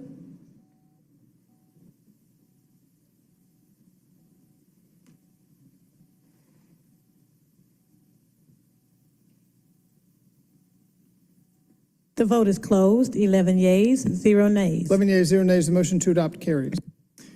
Item 36, 23R3748, a resolution by Transportation Committee authorizing the mayor or his designee on behalf of the City of Atlanta to execute an encroachment agreement with Darren and Laura Penn, owners of property located at 1534 Peachtree Battle Avenue Northwest, Atlanta, Georgia 30327, for the purposes of allowing the homeowners to connect to the city's sanitary sewer main by crossing into the Peachtree Battle Avenue right-of-way and for other purposes. I will move to adopt. There's a motion to adopt 23-R-3748 by Councilmember Faroki. Is there a second? Seconded by Councilmember Amos. Is there any discussion on the motion to adopt this item? Hearing none, we'll move to a vote. Madam Clerk, please open the vote on the motion to adopt. The vote is open.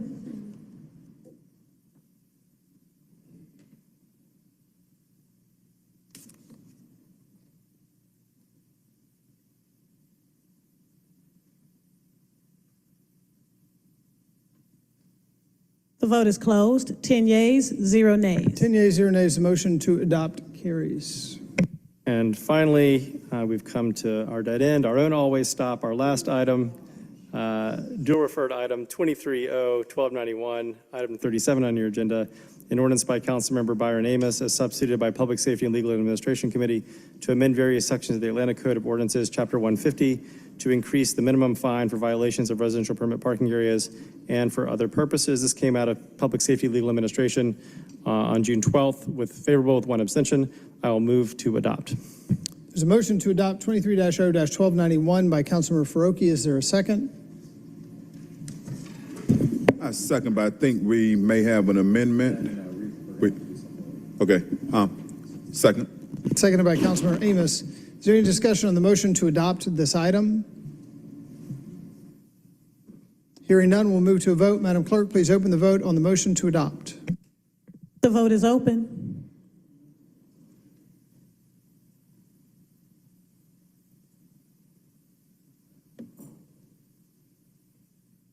Will everyone please vote?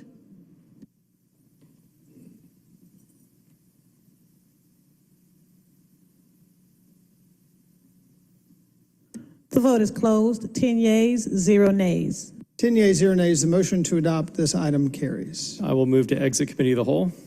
There's a motion by Councilmember Faroki, seconded by Councilmember Bakhtiari to exit committee of the whole. Sorry? Oh, sorry, Councilmember Bond. Before we do that, Councilmember Bond. Thank you, Mr. President. Thank you, Mr. Chair. Now, I've got a question for the staff before we go out. Is anyone here from the Department of Transportation? Can't see, the light is exceedingly bright. Yes, we do, Councilmember Bond. Good afternoon, Councilmember Bond. Good afternoon. Alan Smith, Deputy Commissioner, ATL DOT TIM Division. Hello, Deputy Commissioner. I just want to ask for an update on the installation of the traffic signals at Sunset and Boone and Vine and Boone. Yes, sir. We are currently working on that. We believe one location will be done within the next 6 weeks. I believe that is the location of Joseph E. Boone and Vine. The other location, which is the one-way going north, we're looking at actually. The one-way would be Vine. So it's the opposite. So yeah, Sunset. And for Vine, we're looking at installing some rapid flashing beacons in lieu of actual traffic signals. So as soon as we procure those, we'll get those installed as well. Why would you go in a different direction on Vine? Pardon the pun. So because Vine is a one-way going north, there aren't any turning conflicts going east and west. So with that type of movement, we wouldn't typically install a signal. We feel that the rapid flashing beacons would achieve the safety improvement that you're looking for out there. But if you like to discuss this, more offline, I would. Okay, no problem. We can do that. All right, thank you. All right. I yield. Thank you, Councilmember Bond. Councilmember Hillis. Yeah, thank you. Before we exit committee of the whole, I had a question for transportation as well. Deputy Commissioner, I know there have been a lot and continue to be a lot of these always stop legislations. What's the current backlog between these being either signed off on or becoming effective by operational law and actual installation? Sure. Again, Alan Smith, Deputy Commissioner, ATL DOT TIM Division. So Councilmember Hillis, with regard to stop signs, we can actually install those fairly quickly, unlike, speed tables. We do all of that in-house. So there isn't really any significant backlog. I know with speed tables, it really comes down to funding and, with stop signs and always stops, we don't really have an issue installing those. Okay, I'll follow up with you because I have some where the legislation was done a couple months ago. So I'll just put those back on the radar and try to get those at least the notice is put up. I know they like to do those a week or two in advance of posting the actual stop sign, so, but I'll follow up with you. Thank you. Sure. Do we have a motion on the floor to come out of committee on the whole? We do have a motion, and And there was a second from there someone. has been a second. Is there any other discussion? We can do this via unanimous consent. Any objection moving out of committee of the whole? Madam Clerk, please sound the count on unanimous consent on the motion to move out of committee of the whole.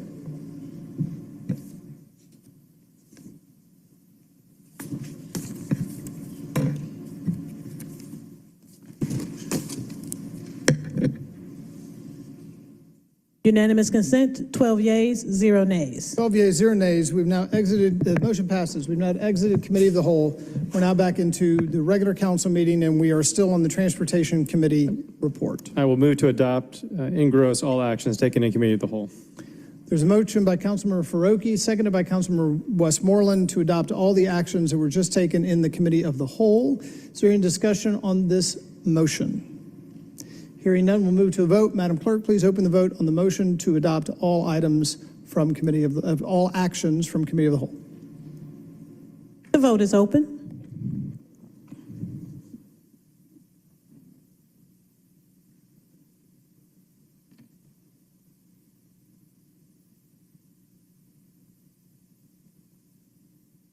The vote is closed. 12 yeas, 0 nays. 12 yeas, 0 nays. The motion carries. Thank you everyone for your patience and participation. That concludes today's Transportation Committee report.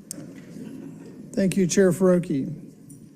Next up will be the Finance Exec Committee, Chair Wan. All right, everybody. 2 months worth of work is coming to fruition today. So on page 51, we have 4 papers that are all budget related. I'm going to start with the ones that are here, but then I will jump back to pick up the personnel paper that was removed from consent previously. So the first item is 23-0-1154. This is a substitute ordinance by Finance Executive Committee to set the CFO Bala, I'm going to take the park rate first, then do the personnel, then do the budget, and then do the millage. Does that sound good? Okay, so colleagues, sorry, thank you for that. So we're going to do 23-0-1258. This is an ordinance by council members Dustin Hillis, Matt Westmoreland, Jason Winston, Jason Dozier, Liliana Bakhtiari, Alex Wan, Byron D. Amos, Marcy Collier Overstreet, Amir Faroki, Michael Julian Bond, Keisha Shawn Waits, and Antonio Lewis, as substituted by the Finance Executive Committee to amend the charter of the City of Atlanta, Georgia, 1996, Georgia laws, page 4469 at SEEK, adopted under and by virtue of the authority of the Municipal Home Rule Act of 1965, OCGA section number listed at SEEK as amended, by amending Part 1, Charter and Related Laws, Subpart A, Charter, Article 6, Revenue and Fund Administration, Section 6-101, General Power of Taxation, and to amend Part 2, Code of Ordinances, General Ordinances, Chapter 146, Taxation, Article 2, Ad valorem Taxes, Division 1, generally, Section 14626 levy of the City of Atlanta Code of Ordinances to increase the amount of the park assessment from 1/2 mil to 1 mil in order to provide for additional revenue to be utilized exclusively to support city parks and to revise the restrictions on how such funds may be utilized to provide for increased flexibility and for other purposes. Mr. President, this would be the 3rd reading final adoption. It did come out of committee favorably. Motion is to adopt. So motion coming out of committee to adopt 23-0-1258. It does not need a second since it's coming out of committee. Is there any discussion on the motion to adopt this item? Hearing none, we'll move to a vote. Madam Clerk, please open the vote on the motion to adopt. The vote is open. Will everyone please vote?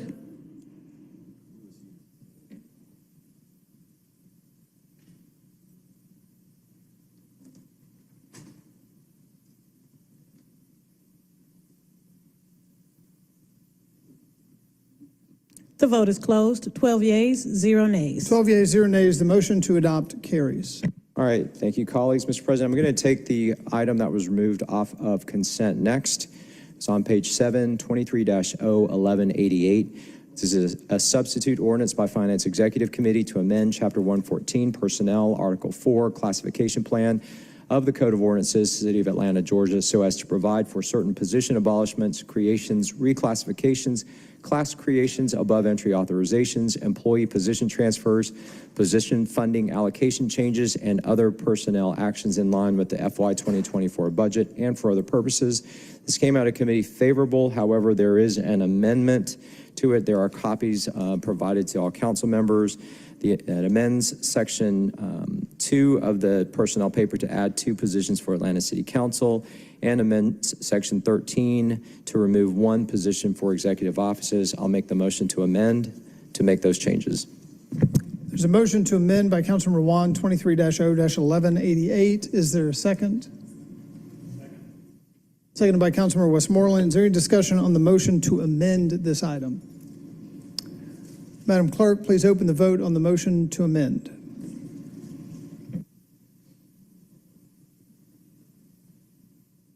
The vote is open.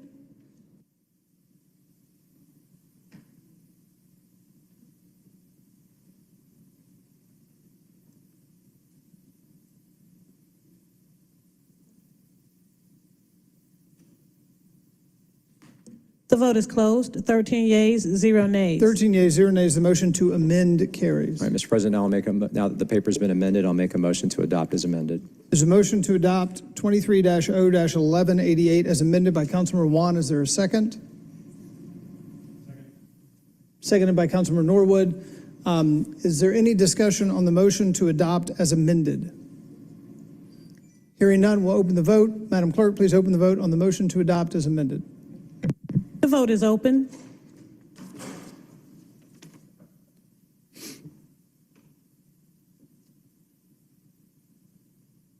The vote is closed. 13 yeas, 0 nays. 13 yeas, 0 nays. The motion to adopt as amended carries. All right, thank you. That's 2 out of 4. The next one is 23-0-1217, a substituted and amended ordinance by Finance Executive Committee adopting the fiscal year 2024 proposed budget to include all funds and for other purposes. This came out of committee favorable on substitute as amended on condition. As of before the meeting, all conditions have been met. They ranged largely around information, additional detail on some of the amendments as well as some of the budget items. So with that, the condition has been met. The motion from the committee is to adopt on substitute as amended. There's a motion coming out of committee to adopt as substituted and amended 23-0-1217. It does not need a second since it's coming out of committee in that way. Is there any discussion on the motion to adopt this item? Hearing none, we'll move to a vote. Madam Clerk, please open the vote on the motion to adopt as substituted and amended 23-0-1217. The vote is open.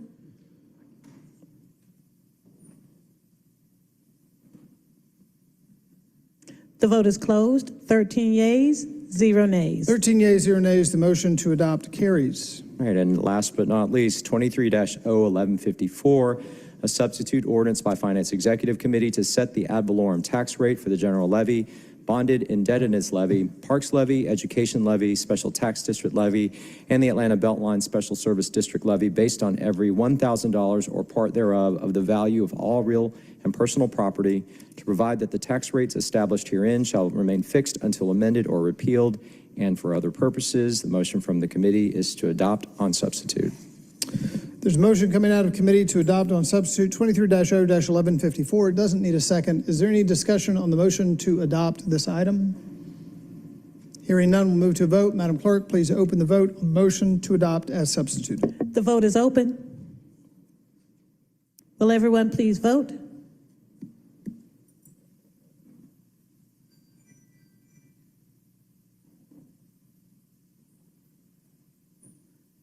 The vote is closed. 12 yeas, 0 nays. 12 yeas, 0 nays. The motion to adopt carries. Councilmember Bond, please reflect Councilmember Bond's vote as an aye. Updated vote is 13 yeas, 0 nays. 13 yeas, 0 nays. The motion to adopt carries. All right, like Whitney Houston, I was waiting to exhale. Now I can. So congratulations, everybody. We just passed the FY24 budget. And before I conclude my report, I do want to give a lot of thanks to first the Finance Department, CFO Bala, and his team for the preparation that went into this and really sticking with us through the hearings and answering the questions. I also want to thank members of council as well as the Finance Executive Committee for attending the meetings, asking great questions, pushing on issues. Also need to thank Mr. Pace for working with us in terms of changes and amendments down to the last hour, and the administration for their accommodation. So congratulations, everybody. Councilmember Bakhtiari. If we could also add to that, Ms. Santana Gibson-Wright and also her team for putting up with us for so many exhausting emails, hours, and phone calls. So thank you all as well. Councilmember Bond. Thank you, Mr. Chair. I just want to ditto and echo the statements that Council Member Bakhtiari and Mr. Wan said, but no one said anything about Mr. Wan. This is a big ship and it doesn't turn on a dime. So we want to offer you congratulations as well. Thank you. Thank you.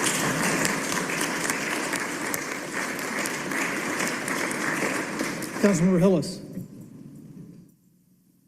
Thank you, Mr. President. I also want to thank Chairman Wan for leading these budget hearings and discussions, and the administration, Mr. Pace, and others, and of course, Mayor Dickens for preparing this budget for us. Also want to just specifically outline with the adoption of this budget, we are making the most historic investment, year-over-year investment in parks since the establishment of the Parks Improvement Fee, I believe back in the 1950s.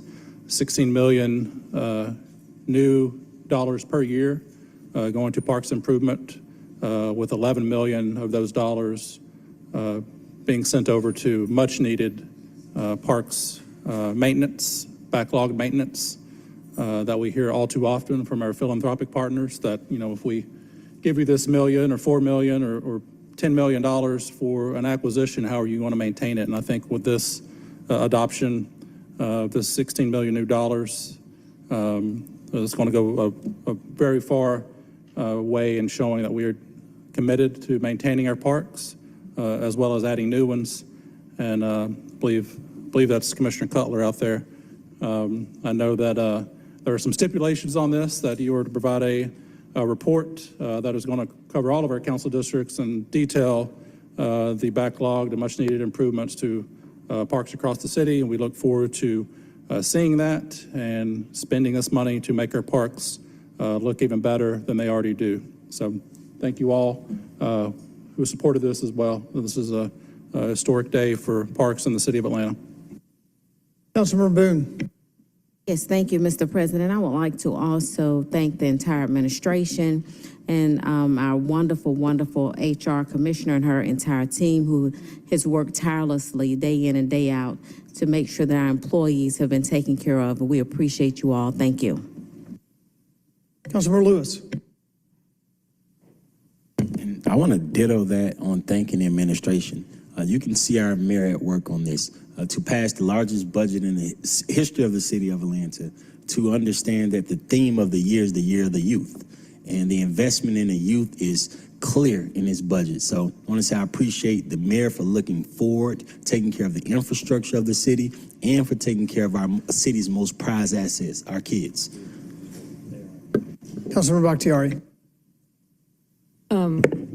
Also want to thank, I mean, we have, I think, almost entirely new commissioners, and for each of you to jump in. And one, I think that we've done a pretty incredible job with the commissioners that have been selected, and very grateful for you all being here and coming in and working with your staff. Like, we thank the administration, yes, we should, but the city would be nothing without each of these departments and the people that pick up our trash every day and maintain our storm drains and sewers and help us with procurement and ATL DOT and parks and HR and planning and every other department that we have in the city, because without you, none of this would run.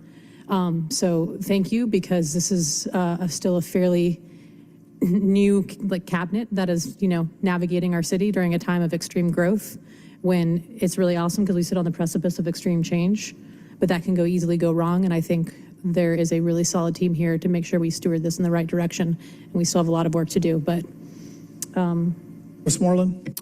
Has shepherded through this from a legal perspective. Second, we've talked for a lot about making a historic investment in green space over the last 4 years, but thanks to Dustin's proactive leadership, we did it this year. So I want to call that out by name. I'm sorry, who is Dustin? That's right. Oh, Councilmember Hillis. Councilmember Hillis. Oh, got you.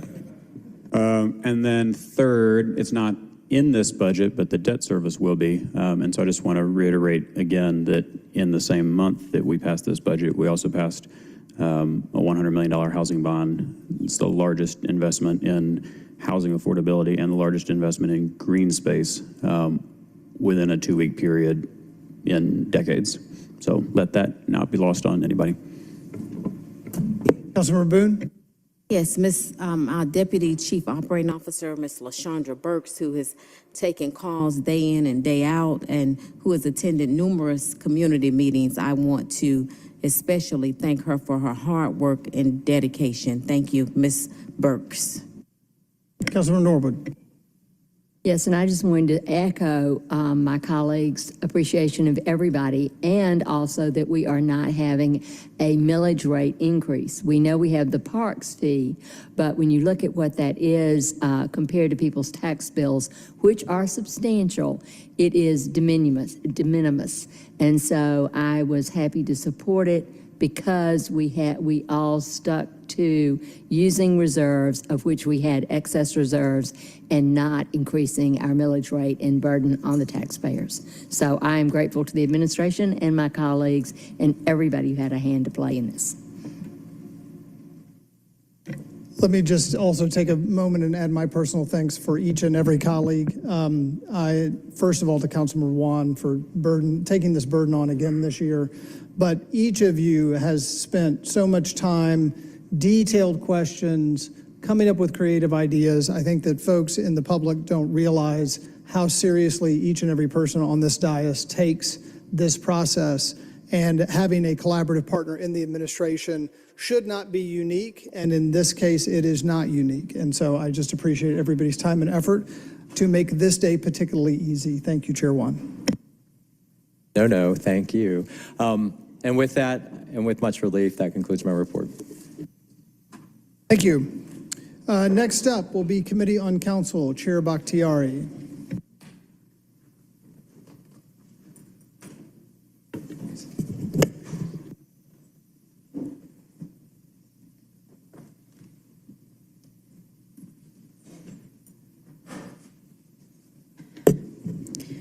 Okay, I promise, colleagues, I'll make this as short as I possibly can. First, want to motion to enter into Committee of the Whole.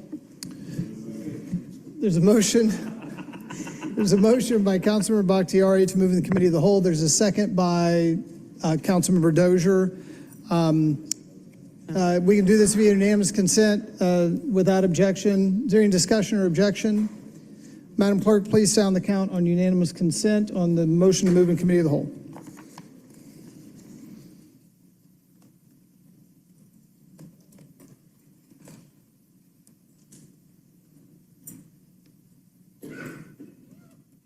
Unanimous consent is 11 yeas, 0 nays. 11 yeas, 0 nays. The motion to move in the Committee of the Whole carries. We now stand in the Committee of the Whole.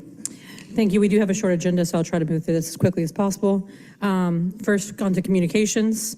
I would like to read items 1 and 3 as a block. Without objection. Thank you. So item 123-C-5066, a communication from council members Dustin Hillis, appointing Mr. Donald Rooney to serve as a member of the Chattahoochee Brick Company Memorial Green Space and Park Board. 23-C-5068, a communication from Mayor Andre Dickens appointing Ms. Maisha Good to serve as Commissioner of the Department of Customer Service for the City of Atlanta. Both of these items were found favorable in their respective committees, and I move to approve. There's a motion to adopt 23-C-5066 and 5068 by Councilmember Bakhtiari. Is there a second? Seconded by Councilmember Hillis. Is there any discussion on the motion to adopt these two items? Hearing none, these are both communications. We can do this via unanimous consent. Is there any objections to the motion to adopt? Madam Clerk, please sound the count on unanimous consent on the motion to adopt these two items. Unanimous consent, 12 yeas, 0 nays. 12 yeas, 0 nays. The motion to adopt carries. Thank you. Item number 2, 23-C-5067, a communication from Council President Doug Shipman appointing Ms. Bridget Simpson to serve as a member of the Human Relations Commission. This appointment is for a term of 3 years. And I believe that we are moving to hold, and our appointee will be at the next meeting. So motion to hold. There's a motion to hold 23-C-5067 by Councilmember Bakhtiari. Is there a second? Seconded by Councilmember Dozier. Is there any discussion on the motion to hold? We can do this with unanimous consent without objection. Any objection? Madam Clerk, please sound the count on the motion to hold, on unanimous consent on the motion to hold.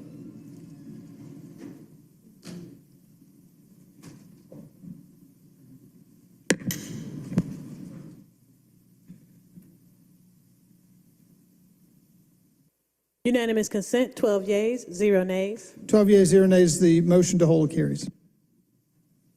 Okay, thank you. We're moving on to consent agenda. Item number 4. This ordinance is for first read, so there will be no action taken. But 23-0-1326, an ordinance by Committee on Council to amend City of Atlanta Code of Ordinances, Section 62-2, precinct boundary lines and polling places by amending the 2017 precincts and polling places ordinance in Fulton County precincts 02L1A, 03N, 042, 08G, 08M, 09B, 10R, and 12L due to facilities being unavailable and precinct location mergers and for other purposes. And again, this is an item for first read, so no action. Moving on to regular agenda. We have item number 5, 23-0-1271, an ordinance by Councilmember Alex Wan to amend the charter of the City of Atlanta, Georgia, 1996, Georgia laws, P 4469, adopted by virtue of the authority of the Municipal Home Rule Act of 1965, OCGA, Section 36-351, as amended by amending Part 1, Subpart A, Article 2, Chapter 3, Chapter 3, Section 2-308 to standardize and define classifications for City Council employees and to update annual appropriations for salaries and benefits, to amend Chapter 2, Article 2, Division 4, Section 2-152 to reflect the actions of this charter amendment and for other purposes. I move to approve. There's a motion to approve by Councilmember Bakhtiari, 23-0-1270. I apologize. We do have a substitute. I apologize. So I actually motion to bring forth the substitute. There's a motion to bring forth a substitute on 23-0-1271 by Councilmember Bakhtiari, seconded by Councilmember Wan. Is there any discussion on the motion to bring forth the substitute? We can do this via unanimous consent on the substitute. Any objection? Madam Clerk, please sound the count on unanimous consent on the motion to bring forth the substitute. Unanimous consent is 12 yeas, 0 nays. 12 yeas, 0 nays. The motion to bring forth the substitute carries. Thank you. And the substitute does not change the captions. I don't believe we need to read anything again, so I go ahead and move to approve. There's a motion to approve 23-0-1271 as substituted by Councilmember Bakhtiari. Is there a second? Seconded by Councilmember Wan. Any discussion on the motion to adopt as substituted? Hearing none, we'll move to a vote. Madam Clerk, please open the vote on the motion to adopt as substituted. The vote is open.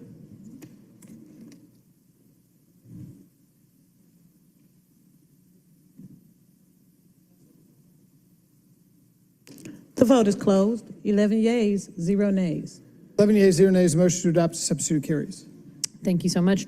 Moving on to the papers held in committee. Item number 7, 22-0-1712, an ordinance by Councilmembers Antonio Lewis, Keisha Shawn Waits, and Liliana Bakhtiari to amend the charter of the City of Atlanta, Georgia, adopted under and by virtue of the authority of the Municipal Home Rule Act of 1965, OCGA, Section 36-35-1, as amended by amending Part 1, Subpart A, Article 2, Chapter 1, Section 2-101. I'm sorry.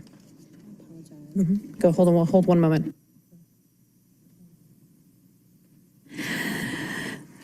Please forgive me, that is not the item we are supposed to go to. We're actually moving forward to item number 10 on held, so I apologize for that. The previous item I was reading is remaining held. So moving on to item number 10, 23-C-5063, a communication from Councilmember Liliana Bakhtiari, District 5, appointing Ms. Angela Fusaro to serve as a member of the Atlanta Commission on Women. This appointment is for a term of 2 years. And I do believe Ms. Fusaro is here to speak with us about why she would like to hold this position. Good evening. Hi. I'm Dr. Angela Fusaro. I am an emergency medicine physician. I was previously a faculty member in the School of Medicine at Emory. I'm currently the CEO of a digital health company that aims to increase access to equitable care. I am also a homeowner. I am a parent of many canines, felines, and now a small human. And I think through all of those life experiences, I have great insight into what it's like to be a woman here in Atlanta. I've lived all over the country, and I have chosen Atlanta as my forever home, so I am grateful for the opportunity to give back. And yes, I also want to say that I'm going to motion to approve. Surprise, surprise. Thank you. And I just want to say what an honor it would be to have Dr. Fusaro serving on this commission because of the extraordinary work she has done with trauma patients, with women, not to mention her like thriving side business of inventing at-home strep tests and everything else she does. So thank you so much for being willing to do this work. And yes, I believe we have a motion for myself in a second. There's a motion to adopt 23-C-5063 by Councilmember Bakhtiari, seconded by Councilmember Froki's fighting you for it, but I give it to Councilmember Dozier. No, I'm going to give it to Councilmember Dozier. Sorry, Councilmember Go ahead, Froki. arm wrestle it out. Any discussion on the motion to adopt this item? Hearing none, we can do this via unanimous consent. Is there any objection to Dr. Fusaro? Madam Clerk, please sound the count on unanimous consent on the motion to adopt. Unanimous consent is 13 yeas, 0 nays. 13 yeas, 0 nays. Motion to adopt carries. Thank you, Dr. Fusaro. And thank you for waiting for Lord knows how many hours. So appreciate that. And Mr. President, that concludes my report. So I motion to exit committee of the whole. There's a motion by Councilmember Bakhtiari to exit committee of the whole, seconded by Councilmember Dozier. We can do this via unanimous consent. Any objection or discussion? Madam Clerk, please sound the count on the motion to exit committee of the whole. Unanimous consent is 13 yeas, 0 nays. 13 yeas, 0 nays. The motion carries. We are now in regular council session. And also motion to adopt all actions taken in gross.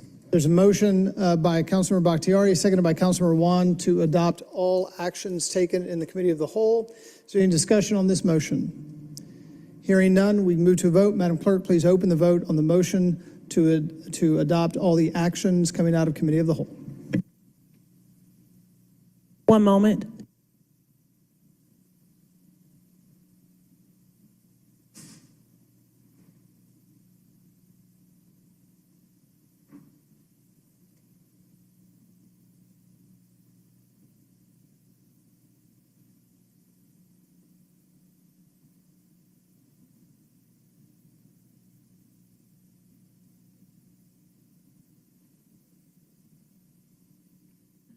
The vote is open. Will everyone please vote?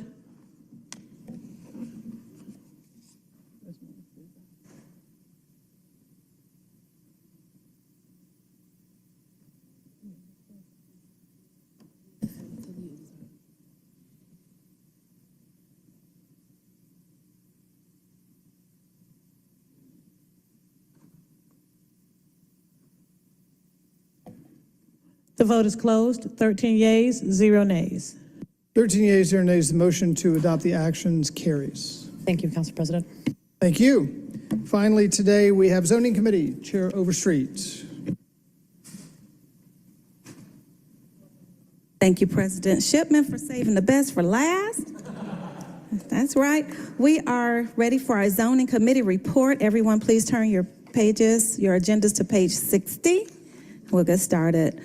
Mr. President, I'd like to take items 1 through 4 as a block. Without objection, please proceed.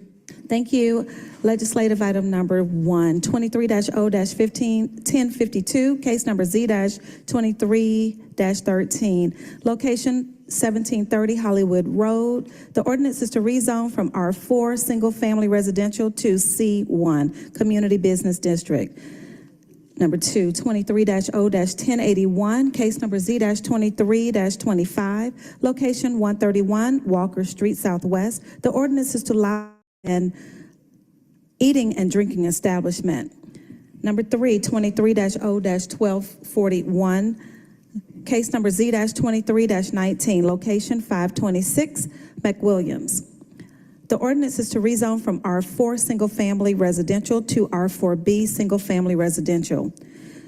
Number 4, 23-0-1243, Case number Z-23-21. Location 1343 Joseph E. Boone Boulevard Northwest. The ordinance is to rezone from I-1BL Light Industrial Beltline Overlay to MRC 2BL Mixed Residential Commercial Beltline Overlay.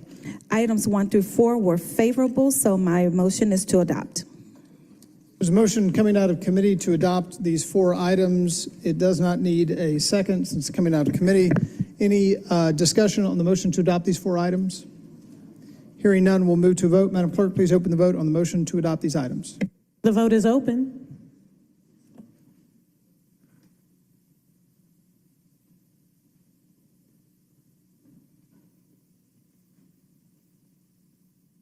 Has everyone voted?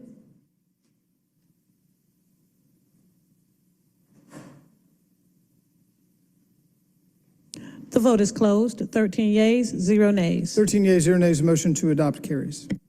Thank you. I'd like to take items 5 and 6 as a block. Without objection, please proceed. Thank you. Number 5, legislative item 22-0-1827, case number Z-2286. Location, the Grove Park community. The ordinance is to rezone certain properties from R4A, single-family residential, to R5C2, family residential conditional.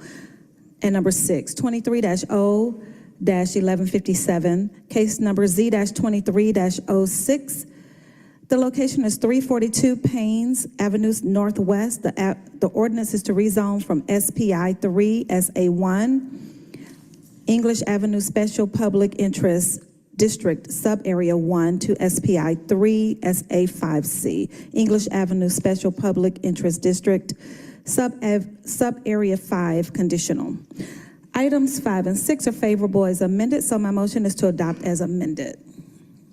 There's a motion to adopt as amended these 2 items coming out of committee. It doesn't need a second. Any discussion on the motion to adopt these 2 items as amended? Hearing none, we'll move to vote. Madam Clerk, please open the vote on the motion to adopt as amended. The vote is open.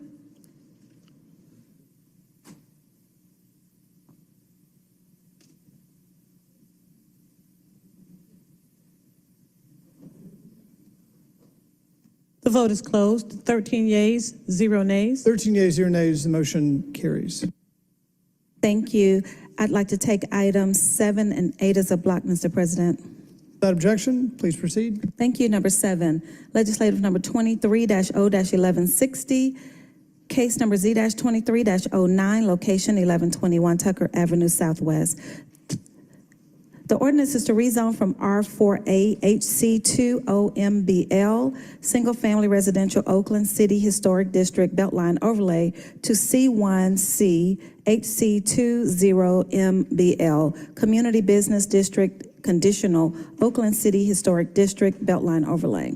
And number 8, 23-0-1201, case number Z-23-29. This is a text amendment, and the ordinance is in response to the passing of Bill 1405 in the state legislature. It will align the Atlanta zoning ordinance with the state statute. Item number 7 and 8 are favorable as substituted, so my motion is to adopt as substituted. The motion to adopt coming out of committee, these 2 items on substitute. Doesn't need a second. Any discussion on the motion to adopt these 2 items? Hearing none, we'll move to vote. Madam Clerk, please open the vote on the motion to adopt on substitute these 2 items.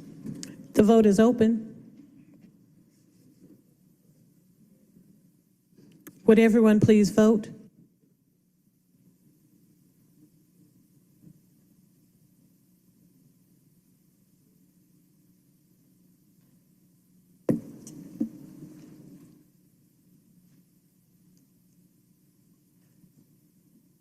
The vote is closed. 12 yeas, 0 nays. 12 yeas, 0 nays, the motion to adopt carries. Thank you. And we're on number 9. We're going to do legislative number 22-0-1584, case number U-2211, location is 530 Flat Shoals Avenue Southeast. The ordinance is for a special use permit for a microbrewery. The committee recommends to file item number 9, so my motion is to file. There's a motion to file 22-0-1584 coming out of committee. It doesn't need a second. Is there any discussion on the motion to file this item? Hearing none, we'll move to vote. Madam Clerk, please open the vote on the motion to file. The vote is open.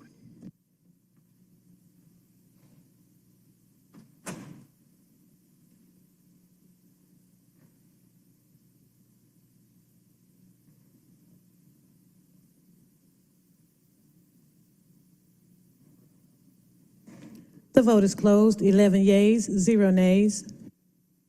11 yeas, 0 nays. The motion to file carries. Okay. We have two items for first read, items 10 and 11. I'd like to read those as a block. Without objection, please proceed. Thank you. Legislative number 23-0-1320, case number Z-23-33, location 664 Robert Street Northwest. The ordinance is to rezone from R4 WPIZ, single-family residential West Side Park inclusionary zoning overlay, to R4B WPIZ, single-family residential West Side Park inclusionary zoning overlay.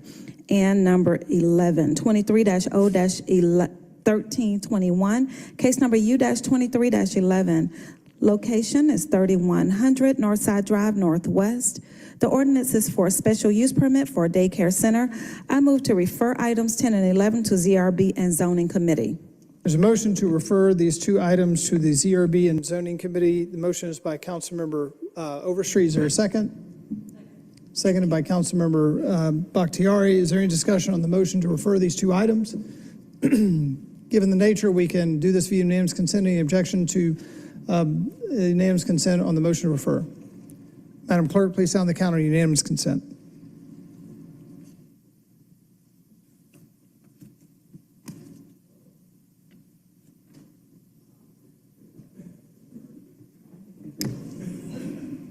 Unanimous consent is 11 yeas, 0 nays. 11 yeas, 0 nays. The motion to refer these two items carries. Thank you, and that concludes my report. Thank you, Chair Overstreet. That concludes the reports of committees. We'll now move to personal papers for immediate consideration. Councilmember Norwood, I believe you have a paper.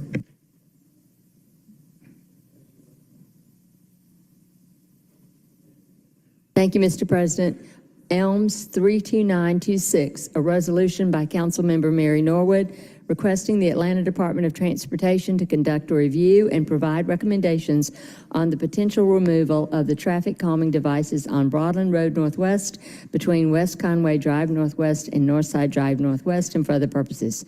Whereas Ordinance 220-1351 authorized Atlanta's Department of Transportation to install traffic calming devices on Broadland Road Northwest between West Conway Drive Northwest and Northside Drive Northwest, and whereas the installation of 7 speed tables on Broadland Road in the half-mile between West Conway Drive and Northside Drive created a disruption to the Mount Perrin Northside neighborhood, and whereas the neighborhood would like to discuss potential remediation efforts with Atlanta's Department of Transportation, and whereas pursuant to Atlanta Code Section 138-3, the Commissioner of Transportation has the authority to regulate activities within the public right-of-way. Now therefore be it resolved by the City Council of the City of Atlanta that the Department of Transportation is hereby requested to conduct a review and provide recommendations to the District 8 Council member and the Mount Perrin Northside Neighborhood Association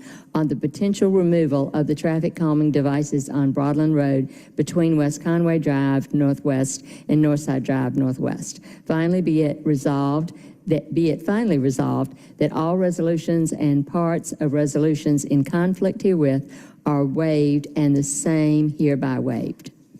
And I move. There's a motion by Councilmember Norwood to adopt Elms 32926. Is there a second? Second. Seconded by Councilmember Bond. Is there any discussion on the motion to approve this item? Councilmember Lewis.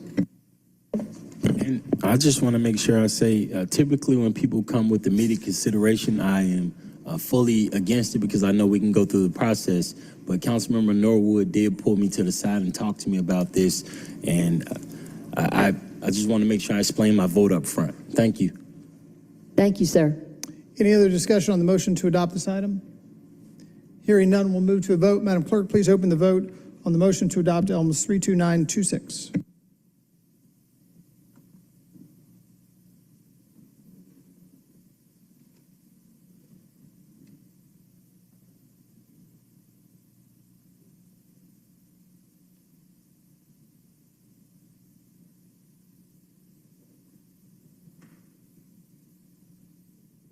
The vote is open.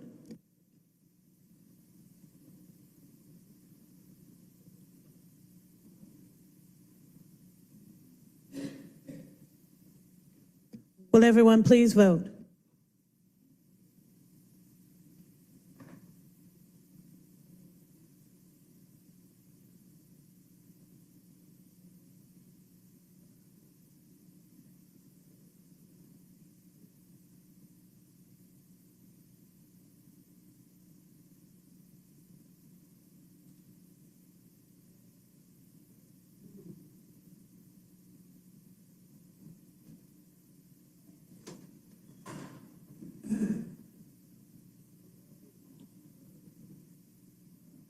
The vote is closed. 12 yeas, 0 nays. Thank you, Mr. President. 12 yeas, 0 nays. The motion to adopt carries. Thank you, Councilmember Norwood. Any? Via unanimous consent, without objection, the mayor of Atlanta would like to address the body. Any objection? Hearing none, we will allow the mayor, if he is outside. Mayor Dickens, come on in. Good to see you.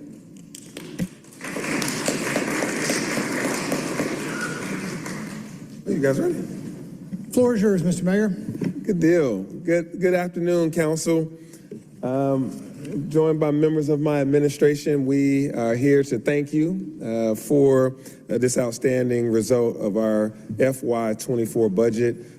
This demonstrates how well we work together, how well we are preparing our city for the future, and how committed we are to making sure we do these things together, the administration and the council. Thank you for your thoughtful amendments and the careful way that we went about making sure that this budget was passed unanimously, but to be able to go about it in a way that we took the time over the last few weeks, even the last few months, to get it right, to work together, to make sure that we had this type of budget that I think the whole city should be proud of. So Council President Shipman, Chairman Wan of the Finance Committee, and all of the members of the Atlanta City Council, we did a good thing today. This afternoon, to be able to put forth a budget that, is showing the progress of this city that we've made together over the last almost 18 months.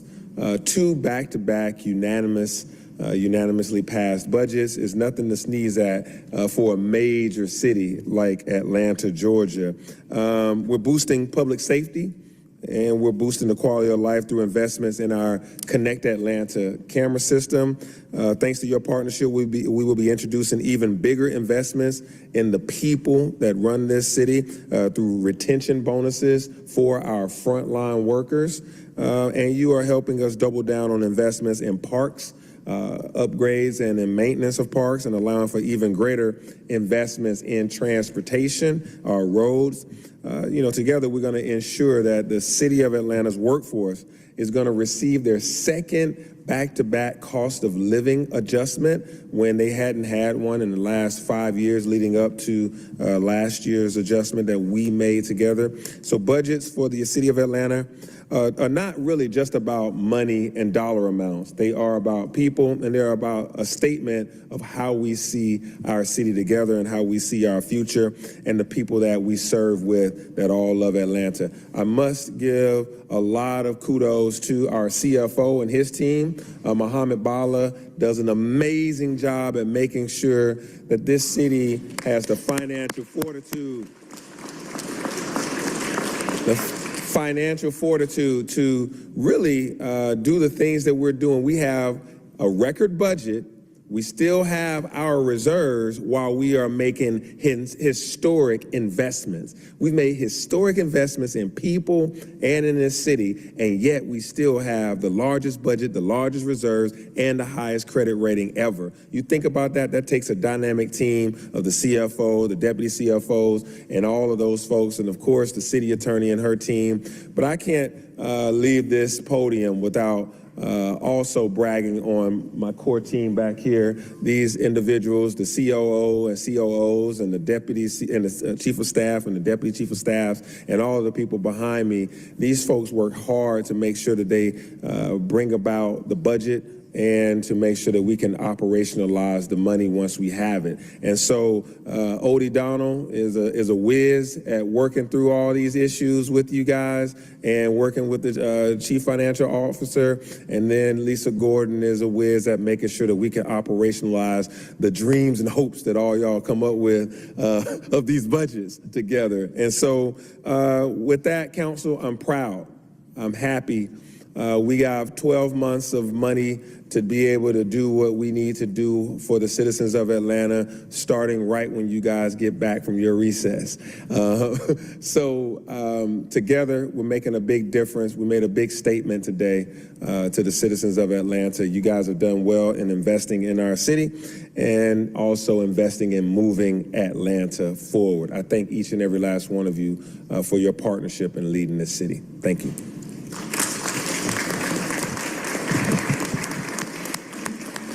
Mr. Mayor, I would just say before you leave, and you may have seen it on the tape, but there were several of our labor leaders that during public comment gave very high praise to you and the administration for their openness, which I think is a very welcome thing when it comes to the budget process. And many of the colleagues here on the dais also complimented your team, the process. There's a lot of work that goes in to make a unanimous vote and to make something work relatively smoothly. From the public side, there was a lot of work behind it. So I just wanted to make sure that hopefully you go back and watch the tape. There was a lot of praise. Thank you for all the work for you and your team. Thank you all. Thank you. Chair Wan, when it comes to finance. So I did want to take this opportunity, Mr. Mayor, to thank you and your team. I think the budget that you put forward was ambitious and, like you said, captured the aspirations of the city. I hope that your team heard us as well. I think we share in that optimism, but we also wanted to lean into ways that we can help your commissioners and your leaders make their departments as effective as possible. We heard loudly and clearly about staffing. We heard loudly and clearly about production and service level and strategies to improve those. And we are with you 100%. And we're going to continue to find ways to help move that needle forward because, again, we share your hope and your vision for the city. And with that, I'd like to make a motion to move all 4 papers, budget-related papers, to the mayor's office post haste for signature. There's a motion by Councilmember Wan, seconded by Councilmember Bakhtiari, to move all 4 of the budget-related papers post haste to the mayor's office. Is there any discussion on the motion? Without objection, actually, let's do this via voice vote. All those in favor of moving post haste, say aye. Aye. All those opposed? I'll count that as unanimous consent. Mr. Mayor, you'll have all 4 of those papers on your desk. Good, thank you, thank you. And yeah, let's clap for that, clap for that. So, last set of thanks, I did want to thank your staff. The city council staff have been outstanding. Santana and her team, the clerk's office and their team of folks. And then it wouldn't be right if in the year of the youth, we didn't give shout outs to all these interns. There's some finance interns, wave your hands, interns from the finance department. In this year of the youth, we are definitely really showing what the city is all about when we have young people working on meaningful work. These folks will be able to put on their resume, they were a part of the largest budget of the city of Atlanta's, in the cities of Atlanta's history. So we're making history and they're being a part of it. So we thank all of our interns across the city for the contributions that they're making this summer. And to all of our staff, as I depart from this podium, we thank you. over 8,000 strong. We thank you, and we hope that this budget and the future actions of this council and administration shows you that we are committed to working together. And this budget is largely a personnel budget. It's largely about the staff and to making sure that they have the tools that they need. And we're going to do this stuff together. We have our HR commissioner here who will definitely attest to that. And to our labor unions, we see you and we appreciate our partnership together. Thank you all.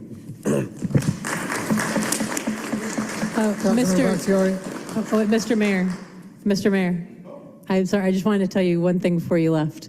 One thing that people ask us all the time is what we are most surprised by coming onto council. It is honestly the incredible staff, the policy team, the clerk's office, the people in this audience. And people don't, when you say you draw circles, I tell people all the time, I could text the mayor right now and he'll respond to me in 20 minutes. When I call the mayor, he typically picks up on first ring, and if he doesn't, he messages me right back. I can't think of many other cities that can say the same thing. And to your team, to Mr. Pace, who is there for all of us all the time, to Miss LaShandra Brooks, hey Lala, who is always there to pick up a call and to always be helpful, to all of you, and to like everyone in DCOO Atta, who is like City Hall's counselor and therapist. We appreciate you. To everyone, I mean, I could go by and say by name, but I know that you have work to do. But I also want to say, you mentioned staff.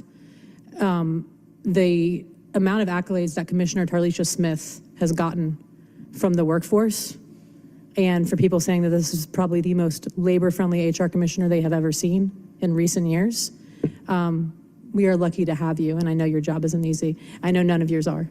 And thank you for making us better council members, because without each and every single one of you, and without the mayor having selected such an extraordinary team, we wouldn't be where we are. So I just want to say thank you for everything.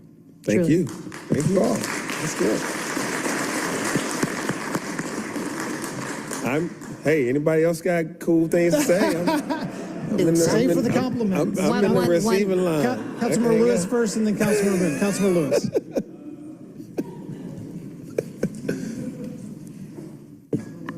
I too want to just thank everyone for the thousands of applications that have come in, and the thousands of children that are now working somewhere in the city of Atlanta, bringing food to their homes and making their homes happy. So, Mayor, thank you for making this the year of the youth, and to this entire staff. Let's not forget our seniors, though. Thank you. Councilmember Lewis. And Mayor, I wanna say, I know we do that drawing circle thing, and I say I draw lines in circles that look like District 12, and you draw circles around my lines. I want to say you did it again, and I truly appreciate that, because this budget does not show everything you've done. At the last question I asked you before the budget hearing was, could you find a way to throw something in that circle, right? I said, can you throw the gun lock boxes in there? It sounded like you hadn't heard of them. Within 24 hours, I got a press release that said you found $1.6 million to pay for gun lock boxes. So I want to say your circle drawing is real, and I've seen it, and I know you got a tough job, brother. I know you got a tough job. I think you're doing a hell of a job at that tough job. And I want to shout out my interns that you're helping pay for in my office as well, because you're taking care of all of the kids in the city. Yeah. And so that's what we're trying to do in the beloved community, and that's the Atlanta way. Yeah. That's the Atlanta way, building up our future. Thank you, Mayor. Thank you. Thank you. Councilmember Amos. Mr. Mayor, just want to coincide with everything everyone else is saying. Just thank you to you and your team. Plus, I'm going to go ahead and let you go, because there's some things I need in FY25 and I'm ready to start talking about. So you may want to leave now, but we'll talk later. But thank you for everything. Councilmember Bond. Good evening, Mr. Mayor. Good evening. And welcome back to the chamber of your birth. We appreciate your leadership. We appreciate your sensitivity. We appreciate your keen insight into the heart of Atlanta. There's a 2,000-year-old tale about a prophet in North Africa. I'll parry that by saying they once said nothing good comes out of Adamsville. There's a bomb that came out of Adamsville that has helped this entire city, and you have led the charge on it along with your your established team. And we are all deeply indebted and appreciate all of your efforts and being here working with you today. Thank you. So thank you, sir. Thank you. All right. Thank you all. Good, colleagues. That it? Thank you, Mr. Mayor. Thank you all. See you soon. Okay. Any other immediate papers for consideration? I don't believe there are immediate papers. Motion. With unanimous consent, we'll return to the regular agenda. Any objection? Okay. So now to papers for referral. We have a handful today, not that many. I'll start with Mr. Amos. Councilmember Amos.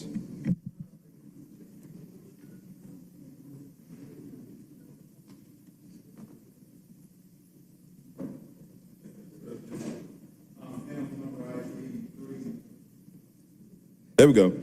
Am's number ID 32856, ordinance by Councilmember Byron D. Amos, authorizing the mayor or his designee on behalf of the city of Atlanta to execute a lease agreement with ACV 57 Atlanta LLC, a Delaware limited liability company, for approximately 1,406 rentable square feet of office space at 370 Northside Drive, Atlanta, Georgia 30318, for the Atlanta Police Department Zone 1 mini precinct for a term of 36 months at an annual base rental rate of $60,000 per lease year, which shall be payable to equal monthly installments of $5,000 plus operating expenses beginning July 1st, 2023, and a one-time payment of $60,000 in back rent for July 2022 through June 2023, authorizing the expenditure to be charged to and paid from 101 General Fund 240403, Atlanta Police Department Zone 1 Precinct 5223102, operating lease rental land, and 3223000 patrol, waiving Article 5, Section 2-1546 of the Procurement Code of the City of Atlanta, Code of Ordinances, and for other purposes. Helms ID 32856 will be referred to the Public Safety Committee. Helms number 32932, a resolution by Councilmember Byron D. Amos and Dustin Hillis, a resolution authorizing the mayor or his designee to execute a project management agreement with Westside Howell Mill Community Improvement District, doing business as Upper West Side Improvement District, CID, for the Westside Paper Spur Trail Project to execute any required agreement for project participation and implementation on behalf of the Atlanta Department of Transportation in an amount not to exceed $2,920,000 and no cents. All contracted work to be charged to and paid from the fund, department, organization, and account numbers listed herein and for other purposes. Helms ID 32932 will be referred to the Transportation Committee. Thank you. Councilmember Bond.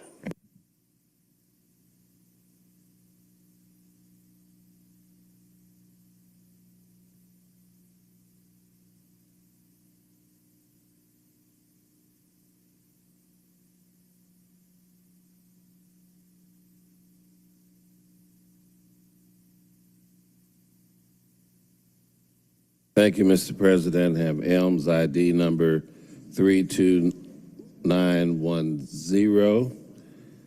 I have a legislation and ordinance by Michael Julian Bond, Matt Westmoreland, Mary Norwood, Andrea Boone, Jason Dozier, Liliana Bakhtiari, Byron Amos, Alex Swan, Dustin Hillis, Mary Norwood, Marcy Overstreet. Did I give everyone? That's it, yeah, everyone who's present. It's an ordinance to establish a retention incentive payment program for fiscal year 2024 to apply to employees to amend the fiscal year 2024 emergency Telephone System Fund 911 budget by transferring an amount not to exceed blank to the accounts identified by the Chief Financial Officer and for other purposes. Did I say Mr. Amos? Yeah, I said Mr. Amos. Yeah, okay, so I got everybody. Elms ID 32910 will be referred to the Finance Exec Committee. Mr. Dozier, yeah, I said your name too, right?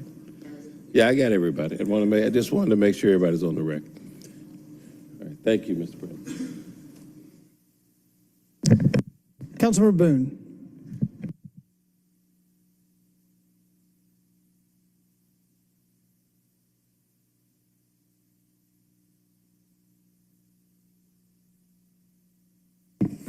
Thank you, Mr. President. Elms ID number 32920, an ordinance by Councilmember Andrea Boone to amend Chapter 10, Article 2, Division 5, Section 10-209, and Section 10-209 and Section 10-209 of the City of Atlanta Code of Ordinances to amend said sections to add language to temporarily extend the hours within those establishments which are licensed to sell alcoholic beverages by the drink for consumption on the premises on Sunday may sell beverages on certain holidays and for other purposes.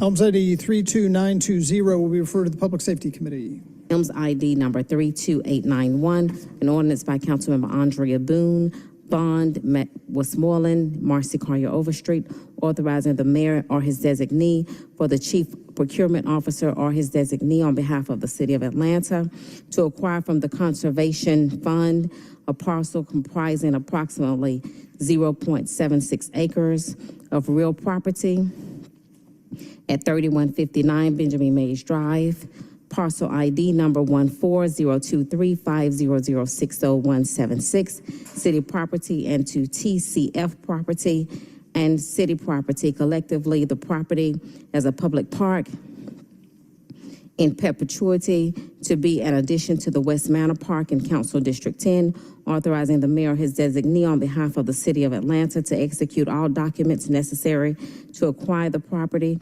and dedicate the properties, authorizing the acquisition cost not to exceed $387,281.31 to be paid from the Park and Pack Fee West Account Fund, amending the 2023 General Government Capital Outlay Fund budgets in the Department of Parks and Recreation and Department of Finance, Parks West Service District by transferring to and from various accounts listed, waiving Section 21541 of Article of the Procurement and Real Estate Code of the City Code of Ordinances and for other purposes. Elms ID 32891 will be referred to the CDHS Committee. President. Thank you. Councilmember Bakhtiari.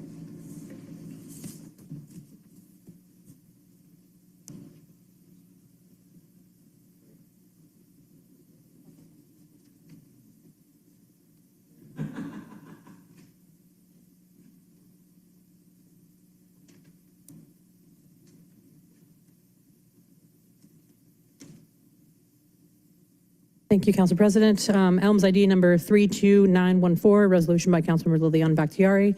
A resolution requesting the mayor or his designee to install traffic calming devices on Spence Avenue Southwest from Hosea Williams Drive Southeast to Memorial Drive Southeast and for other purposes. Elms ID 32914 will be referred to the Transportation Committee. Elms ID number 32933, resolution by Councilmember Liliana Bakhtiari, Amir Faroki, Marcy Collier Overstreet, Jason Winston, Byron Amos, Jason Dozier, Alex Wan, Matt Westmoreland, Mary Norwood, Dustin Hillis, Andrea Boone, Antonio Lewis, and Michael Julian Bond, urging the City of Atlanta to collaborate with Metro Atlanta counties and their health departments to support access to abortion health services and other purposes. Elms ID 32933 will be dual referred to the CDHS and FEC committees. Thank you so much. This concludes my personal papers. Thank you. Councilmember Dozier.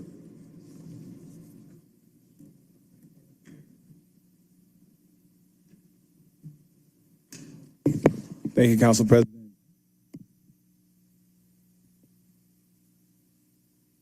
All right. My first item is Elms ID number 32931, an ordinance by Councilmember Jason Dozier, Councilmember Matt Westmoreland, Liliana Bakhtiari, Jason Winston, Amir Faroki, Byron D. Amos, Mary Norwood, Dustin Hillis, Andrea Boone, Marcy Collier Overstreet, Antonio Lewis, Michael Julian Bond, and Alex Juan, peer pressure, authorizing the Chief Financial Officer to amend the fiscal year 2024 general fund budget in the amount of $3,500,000.00 by transferring funds from the general fund uncommitted fund balance to the non-departmental general fund and for other purposes. Elms ID 32931 will be dual referred to the CDHS and FEC committees. And my other item, Elms ID number 32913, a resolution by Councilmember Jason Dozier requesting the mayor his designated to make an all-way stop control intersection at Joseph E. Lowry Boulevard and White Street Southwest to request the Atlanta Department of Transportation to install stop signs at the intersection and for other purposes. Elms ID 32913 will be referred to the Transportation Committee. That concludes my items for introduction. Thank you. Councilmember Hillis.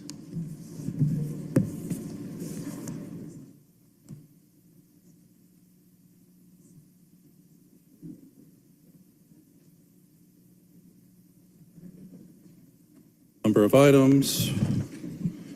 First is Elms ID 32909, an ordinance by Councilmember Dustin Hillis to amend the 2023 fiscal year budget to transfer appropriated funds from the general fund to the capital finance fund in an amount not to exceed $76,938.00 for the purposes of maintaining funds for extended annual contract 10574-WS automobiles to wit, various vans, extended warranty and leasing options with Allen Vigil Ford Lincoln Incorporated on behalf of the Municipal Court of Atlanta. All contracted work shall be charged to and paid from accounts number listed herein and for other purposes. Elms ID 32909 will be referred to the Finance Exec Committee.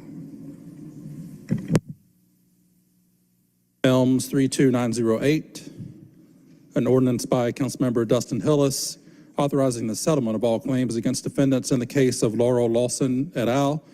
versus City of Atlanta, either United States District Court for the Northern District of Georgia, civil action file number listed, and the amount of $600,000.00 paid within 60 days of final approval of the consent decree by the court, authorizing the settlement amount to be charged to and paid from the account numbers listed herein, authorizing the Chief Financial Officer to distribute the settlement amount, authorizing the city to permit plaintiffs and their counsel in the civil action to perform compliance services in an amount not to exceed $625,000.00 for a term not to exceed 25 years, invoiced quarterly, authorizing the Chief Financial Officer to take the necessary actions to set aside funds $0 and to authorize all compliance work to be charged to and paid from the account numbers listed herein, authorizing the city to retain the services of an outside consultant jointly selected by class council and the city to perform monitoring of the city's compliance with the consent decree throughout the term of the consent decree for a fee not to exceed $20,000 per year for years 1 through 12 and $10,000 per year for years 13 through 25. Authorizing the Department of Transportation to employ a DOT ADA coordinator as provided for in the consent decree, to waive Article 10, Division 4 of the Procurement and Real Estate Code of the City of Atlanta, Code of Ordinances, insofar as it shall be necessary to authorize the actions authorized hereby, authorizing the city attorney to execute any documents necessary to effectuate the settlement authorized hereby and for other purposes. Elms ID 32908 will be referred to the Public Safety Committee. Elms 32927, an ordinance by council members Dustin Hillis, Jason Winston, Amir Faroki, Marcy Collier Overstreet, Matt Westmoreland, Byron Amos, Jason Dozier, Mary Norwood, Andrea L. Boone, Antonio Lewis, Liliana Bakhtiari, Keisha Sean Waits, Michael Julian Bond, Alex Juan, and Howard Shook, an ordinance adding to anticipations and appropriations 2015 Series A and B General Obligation Public Improvement Infrastructure Bond Interest Income Proceeds in an amount not to exceed $9 million.00 and amending the fiscal year 2024 general fund budget, and to authorize the Chief Financial Officer transfer appropriations from the non-departmental unrestricted reserves in an amount of $3 million.00 to the Atlanta Department of Transportation to be utilized as equally as possible throughout all 12 council districts to address resurfacing and safety improvements in the city's right-of-way and for other purposes. Elms ID 32927 will be referred to the Transportation Committee. Elms ID 32917, a resolution by Councilmember Dustin Hillis authorizing the contribution of a total amount not to exceed $100,000 to Groundwork Atlanta to be used as matching funds for the development of the pavilion at Lower Paul Avenue Park, authorizing the Chief Financial Officer to make payment from the account number listed herein and for other purposes. Elms ID 32917, we refer to the CDHS committee. A resolution by Councilmember Dustin Hillis authorizing the contribution of a total amount not to exceed $500,000 to the Path Foundation to support projects in District 9, authorizing the Chief Financial Officer to make payment from the account number listed herein and for other purposes. Elms ID 32916 will be referred to the CDHS committee. Elms ID 32918, a resolution by Councilmember Dustin Hillis authorizing the contribution of a total amount not to exceed $500,000 to the Atlanta Police Foundation to purchase, install, and for the maintenance of safety and security cameras to be located in Council District 9, authorizing the Chief Financial Officer to make payment from the account number listed herein and for other purposes. Yes. Elms ID 32918 will be referred to the Public Safety Committee. Last item, Elms ID 32919, an ordinance by Councilmember Dustin Hillis authorizing the transfer of a total amount not to exceed $1 million to the Atlanta Department of Transportation for sidewalk infill and road resurfacing projects in District 9, authorizing the Chief Financial Officer to make payment from the account number listed herein and for other purposes. Elms ID 32919 will be referred to the Transportation Committee. Completes my items. Thank you. Thank you. Councilmember Lewis.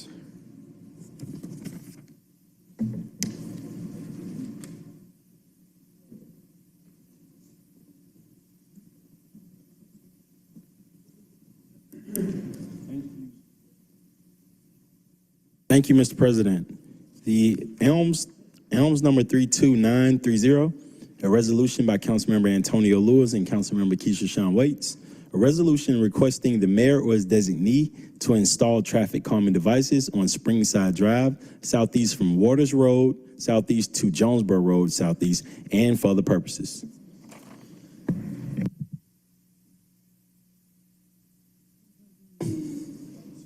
Elms ID 32930 will be referred to the Transportation Committee.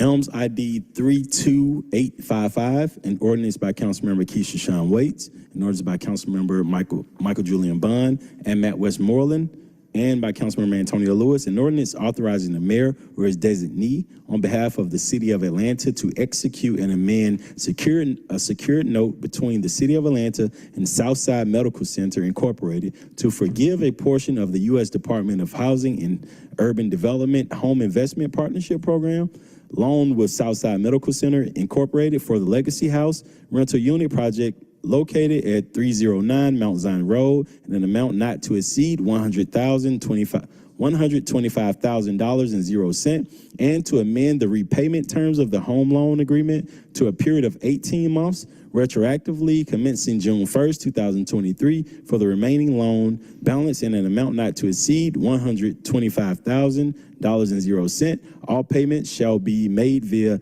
ACH payments and for other purposes. Elms ID 32855 will be referred to the CDHS Committee.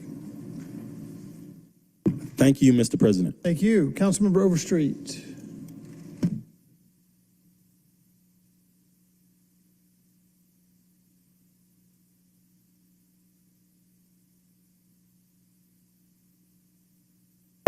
Thank you, President Shipman. I only have one paper. It's Elms number 32912, a resolution by Councilmember Marcy Collier Overstreet, a resolution authorizing the mayor or his designee to execute cooperative agreement CPPS DOF 2306-1230382, property appraisal validation services with blank on behalf of the Department of Finance for a term of blank in an amount not to exceed blank. All contracted work will be charged to and paid from the fund, department, organization, and account number listed herein and for other purposes. Elms ID 32912 will be referred to the Finance Exec Committee. Thank you. Councilmember Winston.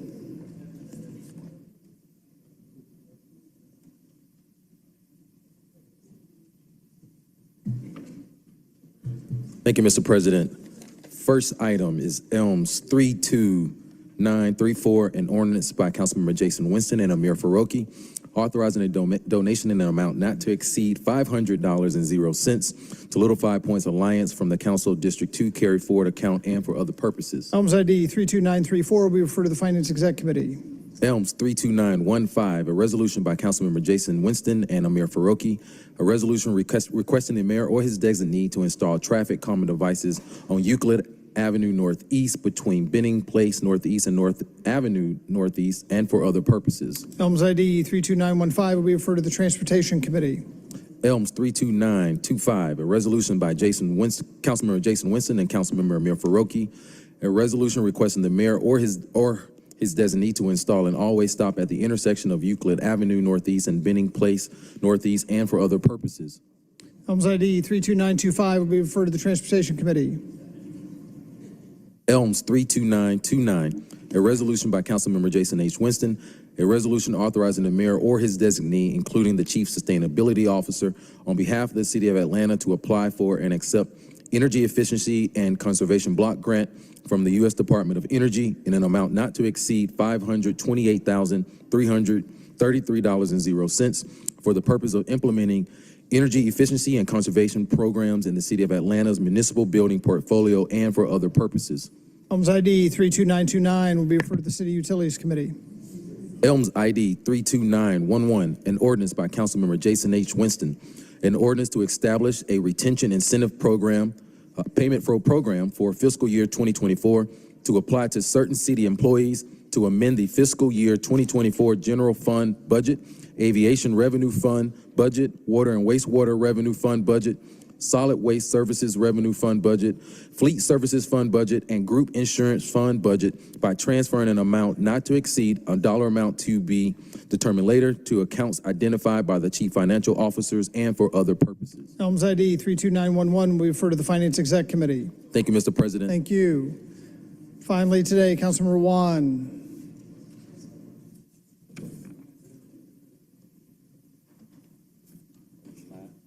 And the last one. Elms 32924, resolution by Councilmember Alex Wan authorizing the chief financial officer to refund customers for overpayments to water and sewer accounts in an amount of blank, all funds to be charged to and paid from fund, department, organization, and account numbers listed and for other purposes. Elms ID 32924 will be referred to the Finance Exec Committee.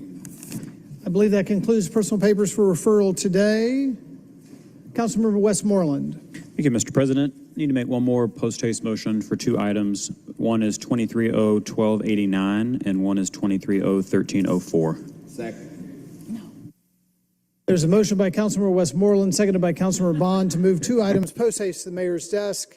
We can do this via, is there any discussion on the motion? We can do this via unanimous consent without objection. Any objection? Madam Clerk, please sound the count on the motion, on the unanimous consent on the motion to send two items post-haste.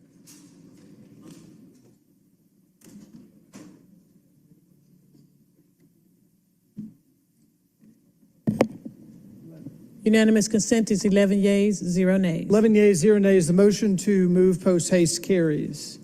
With that, we will move to general remarks. Councilmember Amos.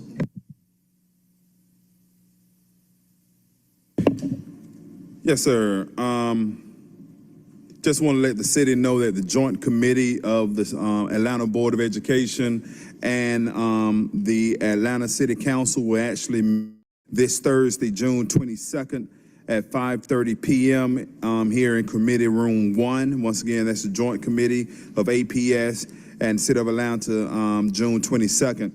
Then for Council District 3, the next editions of Walk With Me Wednesday will actually take place June 21st, 6 p.m. in the Harvell Homes community, and June 28th, 6:30 p.m. in the Center Hill community. And then, Mr. President, I wasn't here, unfortunately, when we took our moments of silence, but I think I'd be remiss if I did not mention the name of Coach Rambo, Charles Rambo. If you ran track or played football on the west side, anywhere between Anderson Park, Adams Park, and Ben Hill Park, you got to know this wonderful soul, this magnificent person who actually sent people to the NFL and to the Olympics and running track. So definitely want to lift his name up and keep his family in our prayers as well. Thank you. Councilmember Lewis.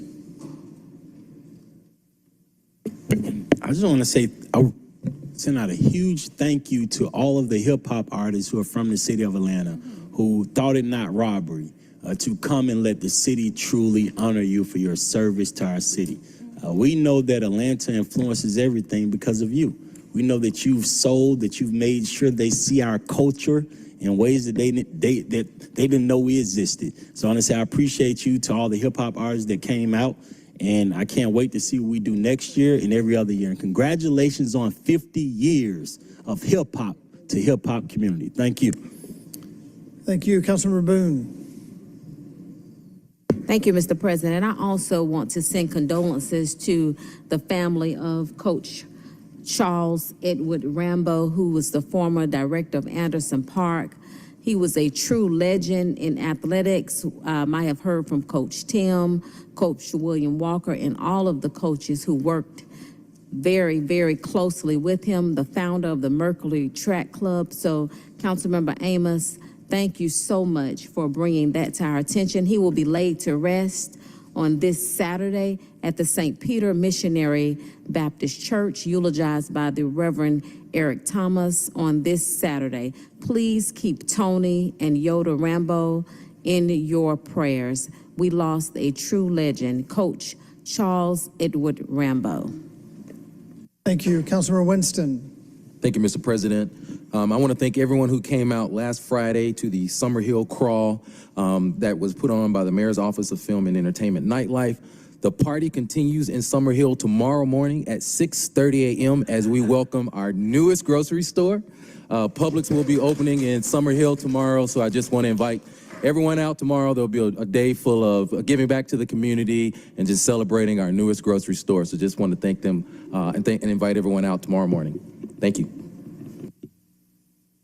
Other colleagues, I would ask the clerk to come forward with a communication. To all members of council, from Council President Doug Shipman, please accept this memorandum as a notice that the regular meeting of the Atlanta City Council, scheduled for Monday, July 3rd, 2023, is hereby rescheduled to Wednesday, July 5th, 2023, in accordance with the executive order and as authorized by Section 2-3-3 of the Atlanta City Charter, which provides in pertinent part that for good cause shown, the council may reschedule the regular Monday council meeting to another day, provided that the notice pursuant to Georgia Law 50-14-1 is given. Moving the council meeting to Wednesday, July 5th, will allow the members of council and their staff to observe the Independence Day holiday along with the rest of the employees of the City of Atlanta and will ensure the availability of a quorum. Accordingly, the July 3rd, 2023 meeting of the Atlanta City Council will be rescheduled to Wednesday, July 5th, 2023 at 1:00 p.m. in the council chamber, and the notice of this rescheduling shall be posted at least 1 week in advance and maintained in the conspicuous place available to the public in accordance with Section 50-14-1D of the Georgia Open Meetings Act. Thank you. Two quick announcements. One, we had Father's Day on this past Sunday. I just want to wish a happy Father's Day to all the fathers and to my father who watches religiously these council meetings. And then also coming up before our next council meeting, which is now July 5th, as you heard, will be the world's biggest 10K, the Peachtree Road Race. I know we have several council members who will be out there and 50,000 fellow Atlantans. So best of luck to everybody and a big thanks to the Atlanta Track Club for putting on a great event. Any other remarks? With that, I would ask the clerk to call the adjourning roll. Thank you. Council President Shipman. Present. Council members Antonio Lewis, Marcy Collier Overstreet, Andrea L. Boone, Dustin Hillis, Mary Norwood, Howard Shook, Alex Wan, Liliana Bakhtiari, Jason Dozier, Byron D. Amos, Amir Faroki, Jason Winston, Keisha Sean Waits, Matt Westmoreland, Michael Julian Bond. Without objection, we stand adjourned.